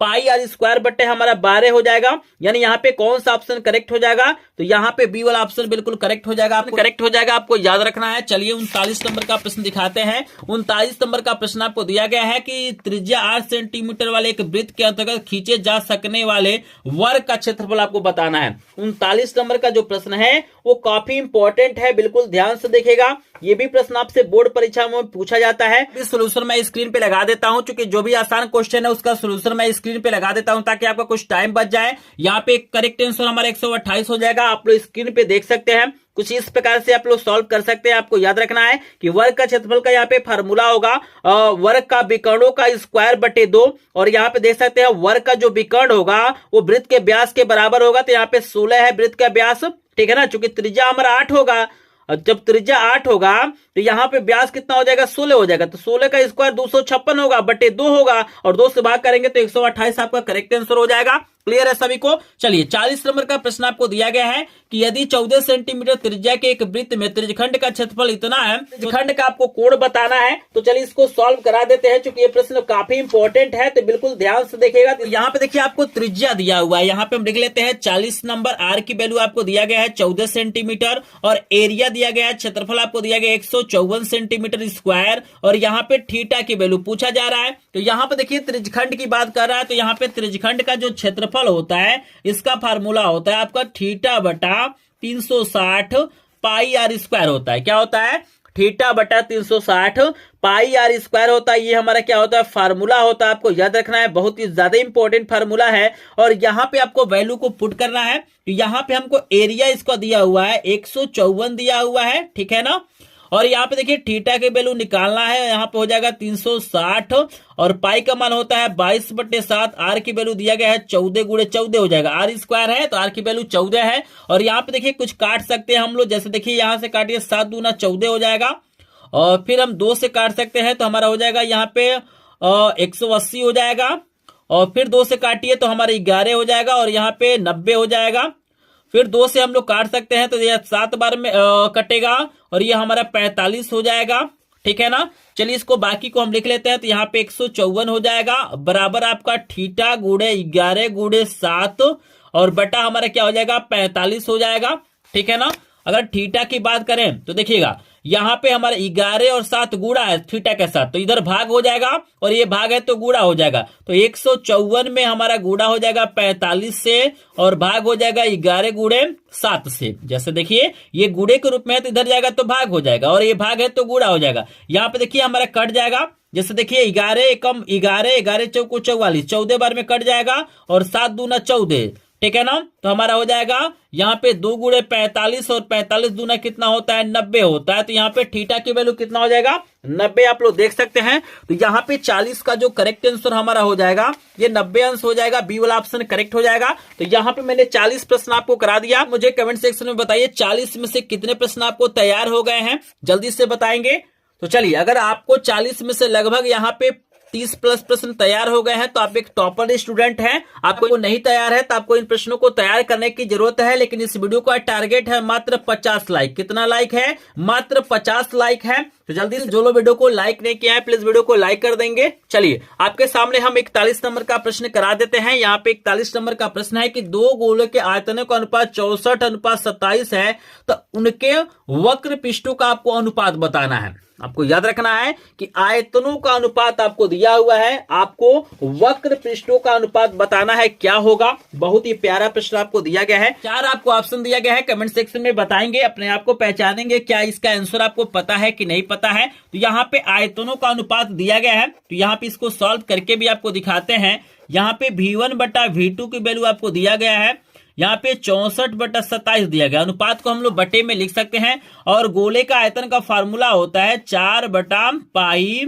यहाँ पे R1 का क्यूब बटा आपका होता है 4/3 पाई R2 का क्यूब, और बराबर आपको दिया गया है 64/27। आपको याद रखना है जैसे गोले का आयतन का फार्मूला होता है 4/3 पाई R क्यूब, जैसे आपको याद रखना है कि गोले का आयतन का फार्मूला होता है 4/3 पाई R क्यूब, समझ रहे हैं ना। तो यहाँ पे 2 है हमारे पास है, तो हम पहला का त्रिज्या R1 दूसरे का R2 माने हैं, तो यहाँ पे 4/3 पाई कट जाएगा, हमारा होगा R1/R2 का होल क्यूब बराबर हो जाएगा 64/27। और यहाँ पे देखिए इसका जब घनमूल निकालेंगे तो R1/R2 क्या हो जाएगा, ये किसका घनमूल है, तो ये हमारा है 4 का और ये हमारा 3 का, तो R1/R2 की वैल्यू हमारा हो गया 4/3। लेकिन देखिएगा हमें त्रिज्याओं का अनुपात नहीं पूछा है, हमसे पूछा है वक्रपृष्ठों का अनुपात। और वक्रपृष्ठ की बात करें तो यहाँ पे होता है वक्रपृष्ठों का अनुपात की अगर हम बात करें, और वक्रपृष्ठों का अनुपात होता है फार्मूला 4 पाई R² होता है, तो R1 का स्क्वायर बटा हो जाएगा 4 पाई R2 का स्क्वायर, तो 4 पाई से 4 पाई कट जाएगा, और इसकी वैल्यू दिया गया है 4/3। R1/R2 की वैल्यू 4/3 है, स्क्वायर है तो स्क्वायर लगाइए, तो 16 बटा कितना हो जाएगा 9, 16:9 इसका क्या हो जाएगा, करेक्ट आंसर हो जाएगा। आपको याद रखना है यहाँ पे जो हमारा करेक्ट आंसर हो जाएगा 41 का, हमारा यहाँ पे हो जाएगा डी वाला, आपको याद रखना है। चलिए 42 नंबर का प्रश्न बहुत ही ज्यादा इंपॉर्टेंट है, लगातार बोर्ड परीक्षाओं में पूछा गया है, बिल्कुल इसको ध्यान से देखिए और आप लोग आंसर दीजिए। यहाँ पे कह रहा है कि एक लंबवृत्तीय बेलन के आधार का क्षेत्रफल आपको 9 पाई दिया गया है, तो इसका व्यास आपको बताना है कितना होगा, 2 सेंटीमीटर, 3 सेंटीमीटर, 4 सेंटीमीटर या 6 सेंटीमीटर, बताइए। यहाँ पे बोल रहा है कि भैया हमारे पास एक बेलन है, तो भैया बेलन का जो हमारा आधार होता है वो वृत्ताकार होता है, तो वृत्त का हमारा क्षेत्रफल का फार्मूला होता है पाई R², अब आपको दिया गया है 9 पाई, समझ रहे हैं ना। जैसे बेलन जो हमारा होता है इसका जो आधार होता है वो वृत्ताकार होता है, और इसी का आपको क्षेत्रफल दिया हुआ है, तो पाई R² होता है, तो पाई R² 9 पाई के बराबर है, पाई से पाई कट जाएगा, R की वैल्यू आपका हो जाएगा कड़ी में 9, और R की वैल्यू यहाँ पे कड़ी में 9 है, तो मान कितना हो जाएगा 3 सेंटीमीटर हो जाएगा, ठीक है ना। और यहाँ पे व्यास पूछ रहा है, तो भैया D बराबर क्या होता है 2R के बराबर होता है, जो व्यास होता है त्रिज्या का 2 गुना, तो 2 गुणे 3 यानी कितना हो जाएगा 6 सेंटीमीटर। देख रहे हैं ना कितना प्यारा प्रश्न दिया गया है, तो करेक्ट आंसर क्या हो जाएगा 6 सेंटीमीटर है, डी वाला ऑप्शन बिल्कुल करेक्ट हो जाएगा। क्लियर है सभी को। चलिए यहाँ पे 43 नंबर का प्रश्न है कि 1/2 सेंटीमीटर व्यास वाले किसी ठोस अर्धगोले का संपूर्ण पृष्ठीय क्षेत्रफल आपको बताना है। याद रखिए इसका व्यास आपको दिया गया है 1/2 सेंटीमीटर, तो हमें ठोस अर्धगोले का संपूर्ण पृष्ठीय क्षेत्रफल आपको बताना है। तो सिंपली इसका फार्मूला होता है, उस फार्मूले में वैल्यू को रखेंगे आपका आंसर आ जाएगा। तो चलिए इसका हम सोल्यूशन भी करा देते हैं, लेकिन आपको ऑप्शन दिखा देते हैं। देख लीजिए 4 ऑप्शन आपको दिया गया है, आप लोग सोचिए और बताइए कि भाई जो हमारे पास यहाँ पे अर्धगोला है और इसका करेक्ट आंसर क्या हो सकता है। इसका हम सोल्यूशन भी आपको कराते हैं। सबसे पहले जो चीजें दिया गया हम लोग लिखेंगे, आपको डी की वैल्यू व्यास दिया हुआ है 1/2 सेंटीमीटर, कितना दिया हुआ है 1/2 सेंटीमीटर। अगर त्रिज्या की बात करें तो इसका हमारा आधा होगा, तो यहाँ पे 1/2 में हम गुणा करेंगे 1/2 से, मतलब 2 से भाग कर रहे हैं ना, तो यहाँ पे कितना हो जाएगा 1/4 सेंटीमीटर हो जाएगा। और यहाँ पे संपूर्ण पृष्ठीय क्षेत्रफल पूछ रहा है, तो संपूर्ण पृष्ठीय क्षेत्रफल का फार्मूला होता है 3 पाई R²। अर्धगोले का संपूर्ण पृष्ठीय क्षेत्रफल का फार्मूला होता है 3 पाई R², तो 3 गुणे पाई का मान 22/7 हो जाएगा, और यहाँ पे R का मान 1/4 गुणे 1/4 हो जाएगा। सिंपली ऐसे हम लोग क्या करेंगे लिखेंगे, कुछ कट नहीं रहा। और यहाँ पे ऑप्शन की बात करें तो ऑप्शन में देख सकते हैं हम पाई के दिया हुआ है, मतलब पाई की वैल्यू आपको नहीं रखना, यानी 22/7 को आपको नहीं लिखना है, पाई की जगह पे पाई छोड़ दीजिए, तो आपका हो जाएगा ऊपर 3 हो जाएगा, 4 चौको 16 हो जाएगा, ये पाई हो जाएगा सेंटीमीटर स्क्वायर, तो 3/16 पाई आपका यहाँ पे करेक्ट आंसर हो जाएगा। तो यहाँ पे 3/16 पाई यानी हमारा बी वाला ऑप्शन करेक्ट हो जाएगा। देख रहे हैं ना, बस ये फार्मूले को आपको याद रखना है, क्योंकि बोर्ड परीक्षा में गणित विज्ञान में बहुत सारे ऐसे क्वेश्चन होते हैं जिसका आंसर हम सिर्फ फार्मूला अगर हमको पता होगा तो इसका आंसर दे लेंगे। आई होप आपको समझ में आ रहा होगा। चलिए यहाँ पे हम 44 नंबर का प्रश्न करा देते हैं। यहाँ पे दिया गया है कि निम्नलिखित में से कौन सी केंद्रीय प्रवृत्ति की माप नहीं, आपको बताना है इसमें से कौन सी ऐसी चीज है जो केंद्रीय प्रवृत्ति की माप नहीं है। 4 ऑप्शन दिया गया है, माध्य है, बहुलक है, मध्यिका है, मानक विचलन है। तो बताइए कौन केंद्रीय प्रवृत्ति की माप नहीं है। तो यहाँ पे याद रखना है कि मानक विचलन केंद्रीय प्रवृत्ति की माप नहीं होता है। माध्य, बहुलक, मध्यिका क्या होता है, केंद्रीय प्रवृत्ति की माप होता है। चलिए 45 नंबर का आंसर देंगे कि माध्य, मध्यिका और बहुलक में आपको संबंध बताना है। तो देखिए माध्यक को ही माध्यिका बोला जाता है। तो बताइए इसमें कौन सा संबंध होता है, कौन सा फार्मूला करेक्ट होगा। तो 45 का जल्दी से सभी लोग आंसर बताएंगे। बहुत ही शानदार प्रश्न आपको दिया गया है। बोर्ड परीक्षा में प्रश्न आपसे पूछा जाएगा। एक एक प्रश्न इंपॉर्टेंट है, बस 50 प्रश्न तैयार करके जाइए। सभी प्रश्न आप लोग सॉल्व करके आएंगे तो जल्दी से बताएंगे। यहाँ पे 4 ऑप्शन आपको दिया गया है, जल्दी से मुझे बताइए।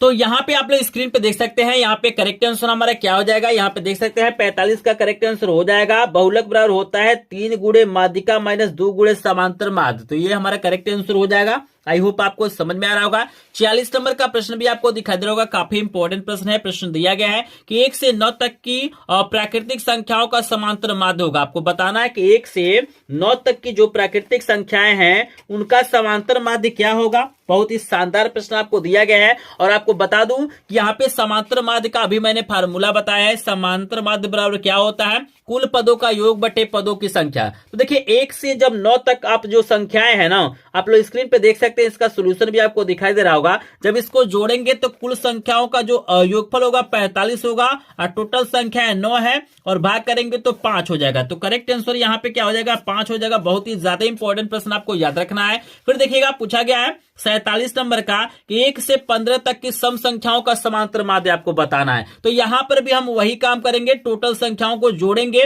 उनका योगफल निकालेंगे और जितनी संख्याएं उससे हम लोग भाग करेंगे। तो यहाँ पे देखिए 1 से 15 तक के सम संख्याएं 2, 4, 6, 8, 10, 12, 14 हो जाएगा। और सबको जब जोड़ेंगे तो 56 आएगा और 7 को संख्या है और इससे भाग करेंगे ना तो यहाँ पे 8 हो जाएगा। तो करेक्ट आंसर यहाँ पे बी वाला हो जाएगा। सिंपल कंसेप्ट आपको याद रखना है कि जो भी संख्या दी गई है उससे जोड़ना है, जितना होगा उससे भाग करना है। चलिए 48 नंबर का प्रश्न है कि आपको किसी बारंबारता बंटन का माध्य आपको 20.5 है, माध्यिका 20 है, तो बहुलक बताना है। तो अभी मैंने जो फार्मूला आपको बताया है, ठीक है ना, उसी फार्मूले से इसको आपको सॉल्व करना है। तो स्क्रीन पे आप लोग फार्मूला देख सकते हैं। तो यहाँ पे देख लीजिए, मैं सॉल्व कर देता हूं। यहीं पे यहाँ पे फार्मूला होता है बहुलक बराबर होता है 3 गुणे माध्यिका माइनस 2 गुणे माध्य। तो यहाँ पे 3 गुणे माध्यिका आपको कितना दिया गया है, माध्यिका आपको कितना दिया गया है, 20 दिया गया है और माइनस आपका फार्मूले में होता है 2 गुणे समांतर माध्य। 2 गुणे 20.5 हो जाएगा। इसको गुणा करिए तो 20×3 = 60 हो जाएगा और माइनस जब इसको गुणा करेंगे 2 से 20.5 में जब आप लोग गुणा करेंगे ना तो यहाँ पे सिंपली आपका आएगा यहाँ पे 41, कितना आएगा 41 और घटाएंगे तो आपका 19 हो जाएगा। कितना हो जाएगा, 19 हो जाएगा। तो यहाँ पे हम देख लेते हैं 48 का जो करेक्ट आंसर है 19 है। तो यहाँ पे हमारा सी वाला ऑप्शन बिल्कुल क्या हो जाएगा जी, करेक्ट हो जाएगा। चलिए यहाँ पे देख सकते हैं 49 नंबर का प्रश्न है कि प्रथम 10 अभाज्य पूर्णांकों की माध्यिका होगी। आपको बताना है कि प्रथम 10 अभाज्य संख्याओं की क्या होगी, माध्यिका होगी।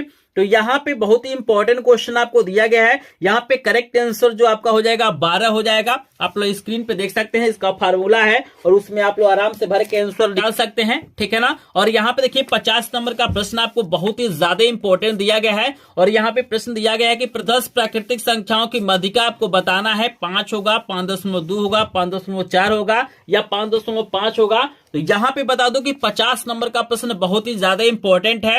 अगर आपका भी सपना है कि गणित में आप 70 में 70 नंबर पाए और आप चाहते हैं कि 1 मार्च का एक भी प्रश्न आपका न छूटे, तो 50 नंबर प्रश्न का उत्तर आप लोग कमेंट सेक्शन में जरूर बताइएगा, जिससे मुझे पता चल जाएगा कि आपने वीडियो को बिल्कुल ध्यान से देखा है और आप भी गणित को लेकर सीरियस हैं। आपने क्या किया, यहाँ पे 50 नंबर का प्रश्न देख लिया। चलिए आपको 51 नंबर का प्रश्न दिखाते हैं। 51 नंबर का प्रश्न बहुत ही ज्यादा इंपॉर्टेंट है। प्रायिकता के 10 में प्रश्न करा रहा हूं, इन प्रश्नों को ध्यान से देखिएगा क्योंकि इसमें से कोई ना कोई प्रश्न क्या होगा बोर्ड परीक्षा में आएगा। जैसे यहाँ पे देखिए 51 नंबर का प्रश्न पूछा गया है कि एक पासों को एक बार फेंकने पर एक अभाज्य संख्या प्राप्त होने की प्रायिकता आपको बताना है कितना होता है।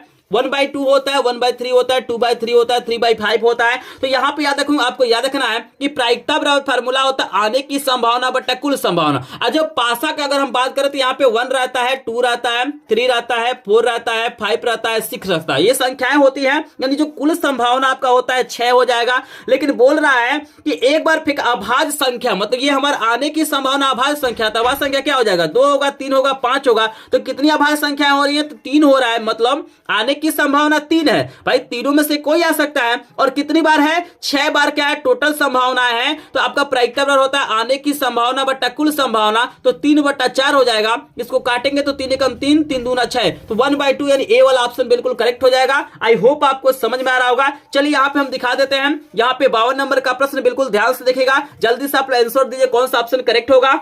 प्रश्न पूछा जा रहा है कि 2 खिलाड़ी संगीता और रेशमा टेनिस का एक मैच खेलते हैं। यह ज्ञात है कि संगीता द्वारा मैच जीतने की प्रायिकता 0.62 है। आपको बताना है कि भाई रेशमा की जीतने की प्रायिकता क्या हो सकती है। तो आपको याद रखना है कि जो संगीता के हारने की प्रायिकता होगी वही रेशमा की जीतने की प्रायिकता होगी। यानी जब संगीता मैच को हारेगी उस समय रेशमा क्या करेगी, जीतेगी। यही ना होगा भाई, जैसे एक हारेगा तभी ना अगला जीतेगा। तो आपको याद रखना है कि यहाँ पे एक फार्मूला होता है 1 माइनस आपका होता है पीई। आपको याद रखना है जैसे किसी घटना के होने की प्रायिकता अगर पीई है तो उस घटना के न होने की प्रायिकता क्या होता है, 1 माइनस होता है। मतलब सिंपल याद रखना है कि जब क्या होगी, संगीता हारेगी तो रेशमा उस समय क्या होगी, जीतेगी। तो कुछ नहीं करना है, आपको 1 में से क्या करना है, 0.62 को क्या करना है, आपको माइनस कर देना है। तो 1 में से 0.62 को आप लोग माइनस करिए और कमेंट सेक्शन में बताइए कौन सा ऑप्शन करेक्ट हो जाएगा। तो बिल्कुल यहाँ पे करेक्ट आंसर क्या हो जाएगा, बी वाला हो जाएगा। आई होप आपको समझ में आ रहा होगा। स्क्रीन पे इसके बारे में थोड़ा सा मैं लगा देता हूं, आप लोग देख सकते हैं, इसको आप लोग इजीली पढ़ सकते हैं, ठीक है ना। चलिए कोई डाउट होगा तो कमेंट सेक्शन में जरूर बताएंगे। फिर देखिए 53 नंबर का प्रश्न आपको दिया गया है कि एक पासे को एक बार फेंका जाता है तो सम संख्या प्राप्त होने की प्रायिकता, इसके पहले आपको अभाज्य संख्या दिया था, यहाँ पे देख सकते हैं। यहाँ पे आपसे पूछा गया कि सम संख्या प्राप्त होने की क्या प्रायिकता हो सकती है, 1/2, 1/3। और हम पेज को पलटे हैं तो 2 और ऑप्शन है, 2/3 और इनमें से कोई नहीं। तो यहाँ पे ध्यान से देखिएगा, यहाँ पे पासे की बात किया जा रहा है तो हमारे पास संख्या 1 होगा, 2 होगा, 3 होगा, 4 होगा, 5 होगा, 6 होगा, ये हमारी संख्याएं होंगी। क्लियर हो रहा है सभी को, ठीक है ना। अब यहाँ पे देखिएगा सम संख्या कौन सा होगा, यहाँ पे 2 होगा, 4 होगा, 6 होगा। कितनी सम संख्या हो रही है, तो 3 हो रही है। तो भाई आने की संभावना क्या है, या तो 2 आ सकता है, नहीं तो 4 आ सकता है, नहीं तो 6 आ सकता है। तो 3 संख्या है और टोटल संभावना कितना है, 6 है। मतलब 6 में से क्या होगा, 3 ही बार आएगा, तो इसको भी काटेंगे तो 1/2 आएगा। तो करेक्ट आंसर हमारा ए वाला हो जाएगा। आई होप आपको समझ में आ रहा होगा। चलिए 54 नंबर का प्रश्न आपको दिखाते हैं। ये 54 नंबर का प्रश्न ताश से रिलेटेड है, इसको ध्यान से देखेगा। और यहाँ पे पूछा जा रहा है कि 52 पत्तों की गड्डी में से एक पत्ता चुना जाता है। याद रखिएगा टोटल जो पत्ते होते हैं आपके 52 पत्ते होते हैं ताश में, और कह रहा है कि इसके लाल वाला पत्ता होने की प्रायिकता, यहां पे आपको बताना है कि लाल पत्ता होने की क्या प्रायिकता हो सकती है, 1/2 हो सकती है, 1/3 हो सकती है, 2/3 हो सकती है, या इनमें से कोई नहीं। तो आपको बता दूं कि यहाँ पे याद रखना है कि 52 ताश के पत्तों में क्या होता है, 4 आपके कलर होते हैं। मतलब 13 हुकुम होता है, 13 चिड़ी होती है, 13 पान होता है और 13 ईंट होता है। तो जो पान और ईंट होता है वो लाल कलर में होता है। तो 13 आपका क्या होता है, पान होता है, और 13 क्या होता है आपका, मतलब ईंट होता है। तो 13 कितना हो जाएगा, 26 हो जाएगा। याद रखिएगा आपका 26 क्या होते हैं, काले कलर के पत्ते होते हैं, और 26 क्या होते हैं, लाल कलर के पत्ते होते हैं। तो यहां पे पूछ रहा है कि लाल पत्ता आने की क्या प्रायिकता होगी। तो प्रायिकता क्या हो जाएगी भाई, 52 पत्तों में से हमारा 26 पत्ते क्या हो सकते हैं, लाल हो सकते हैं। तो कुछ नहीं करना, इसी को आपको सॉल्व करना है। आपका जो करेक्ट आंसर हो जाएगा 26/52 होगा। लेकिन आप इसको काटेंगे ना तो आपका हो जाएगा 26 एकम 26, 26 दूना क्या होता है, 52 होता है। तो 1/2 करेक्ट आंसर हो जाएगा। यहाँ पे करेक्ट आंसर हमारा ए वाला हो जाएगा। आई होप आपको समझ में आ रहा होगा, इसमें कोई भी डाउट आपका नहीं होना चाहिए। चलिए यहाँ पे 55 नंबर का प्रश्न आपको दिया गया है। वर्ष यहाँ पे मैं लिख देता हूं, अधिवर्ष। आपसे पूछा जा रहा है कि एक अधिवर्ष में 53 सोमवार होने की क्या प्रायिकता हो सकती है, 6/7, 5/7, 2/7, 1/7। तो जल्दी से कमेंट सेक्शन में बताइए कौन सा ऑप्शन करेक्ट हो जाएगा। आपको याद रखना है कि बोर्ड परीक्षा में जब भी आपके सामने ये प्रश्न पूछेगा तो इसका आपको करेक्ट आंसर क्या करना है, 2/7 लगाना है। यहाँ पे सी वाला ऑप्शन करेक्ट है। आई होप आप आपको समझ में आ रहा होगा। 56 नंबर का प्रश्न दिया गया है कि किसी सिक्कों को एक बार उछालने पर उस पर शीर्ष आने की प्रायिकता क्या होगा, हेड आने की प्रायिकता क्या होगा, 1 होगा, -1 होगा, 1/2 होगा, 1/3 होगा। तो जल्दी से कमेंट सेक्शन में बताइए कौन सा ऑप्शन करेक्ट होगा। तो आपको बता दूं कि सिक्के में क्या होता है, एक हेड होता है, एक टेल होता है। तो जब भी सिक्के को एक बार उछालते हैं तो या तो हेड आएगा नहीं तो टेल आएगा। तो यहां पे पूछ रहा है कि हेड आने की क्या प्रायिकता है, तो टोटल संभावना हमारा 2 है, मतलब या तो हेड आ सकता है नहीं तो टेल आ सकता है। और यहां पे देखिएगा जब उछालेंगे तो एक बार हेड आएगा और एक बार टेल आएगा, ठीक है ना। तो यहां पे शीर्ष आने की प्रायिकता हमारा 1 हो जाएगा, चूंकि एक ही बार है तो 1/2 करेक्ट आंसर हो जाएगा, सी वाला आपको याद रखना है। चलिए यहाँ पे 57 नंबर का प्रश्न बहुत ही ज्यादा इंपॉर्टेंट दिया गया, इसको बिल्कुल ध्यान से आपको देखना है। 57 नंबर का जो प्रश्न है बहुत ही ज्यादा इंपॉर्टेंट आपसे पूछा गया है। यहाँ पे पूछा जा रहा है कि निम्नलिखित में से कौन सी संख्या किसी घटना की अप्रायिकता नहीं हो सकती है।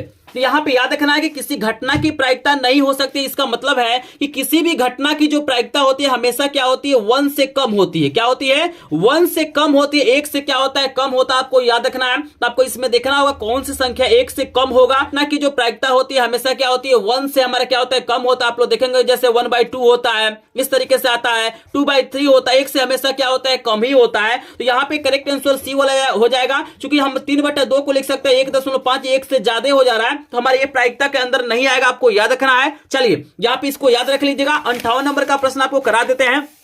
यहां पे दिया गया है एक थैले में 3 लाल और 2 नीली गेंदें हैं। याद रखिएगा आपके पास क्या है, कोई थैला है। ध्यान से देखिएगा हमारे पास क्या है भाई, एक थैला है। इसमें क्या है, 2 क्या है हमारी, क्या है यहाँ पे, मतलब क्या है, नीली गेंदें हैं और 3 क्या है हमारी लाल गेंदें हैं, ठीक है ना। अब पूछ रहा है कि उसमें से गेंद निकाला जाता है तो नीली गेंद आने की प्रायिकता। तो भाई हमारे पास प्रायिकता का फार्मूला है आने की संभावना बटे कुल संभावना। तो टोटल कितने गेंद हो जाएंगे, 3 2 कितना हो जाएंगे, 5 हो जाएंगे। टोटल गेंद कितना हो जाएंगे, 5 हो जाएंगे। और नीली गेंद निकालना है तो जब भी कोई लड़का क्या होगा, इसके अंदर हाथ डालेगा तो भाई 2 ही गेंद निकल सकता है। चूंकि नीली गेंद हमारा 2 ही है तो 2 ही बार निकल सकता है, तो 2 बार हमारा नीली गेंद आएगा, तो 2/5 हमारा करेक्ट आंसर हो जाएगा, आपको याद रखना है। चलिए यहाँ पे 59 नंबर का क्वेश्चन दिया गया है कि किसी घटना के घटित होने की प्रायिकता अगर हमारा P है तो घटना के न घटित होने की प्रायिकता क्या होगा। 4 ऑप्शन आपको दिया गया है। तो आपको मैंने बताया है अगर किसी घटना के घटित होने की प्रायिकता क्या है, हमारा 0.5 है, तो घटना के न घटित होने की प्रायिकता निकालने के लिए 1 में से माइनस कर लेते हैं, तो यहां पे हो जाएगा 1 - P हो जाएगा, आपको याद रखना है।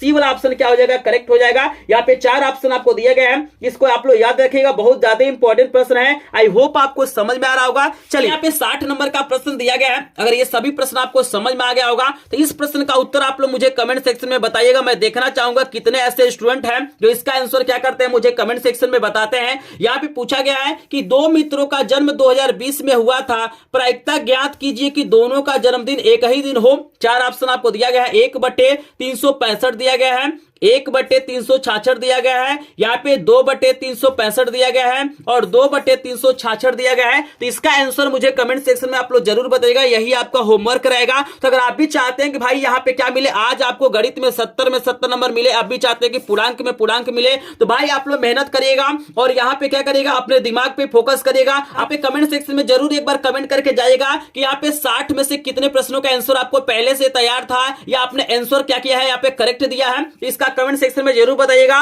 और यहाँ पे फिक्स है कि आपका यहाँ पे 18 से 19 क्वेश्चन क्या होंगे बोर्ड परीक्षा में देखने के लिए मिलेंगे। आप लोग बोर्ड परीक्षा दे के आएगा तो कमेंट सेक्शन में जरूर मुझे बताइएगा कितना प्रश्न इसमें से फंसा है। तो यहाँ पे जो लोग वीडियो को लाइक नहीं किए होंगे प्लीज वीडियो को लाइक कर देंगे। चैनल पे पहली बार आए होंगे तो चैनल को सब्सक्राइब जरूर करेंगे। तो चलिए मिलते हैं नेक्स्ट वीडियो में, तब तक के लिए आप सभी का धन्यवाद।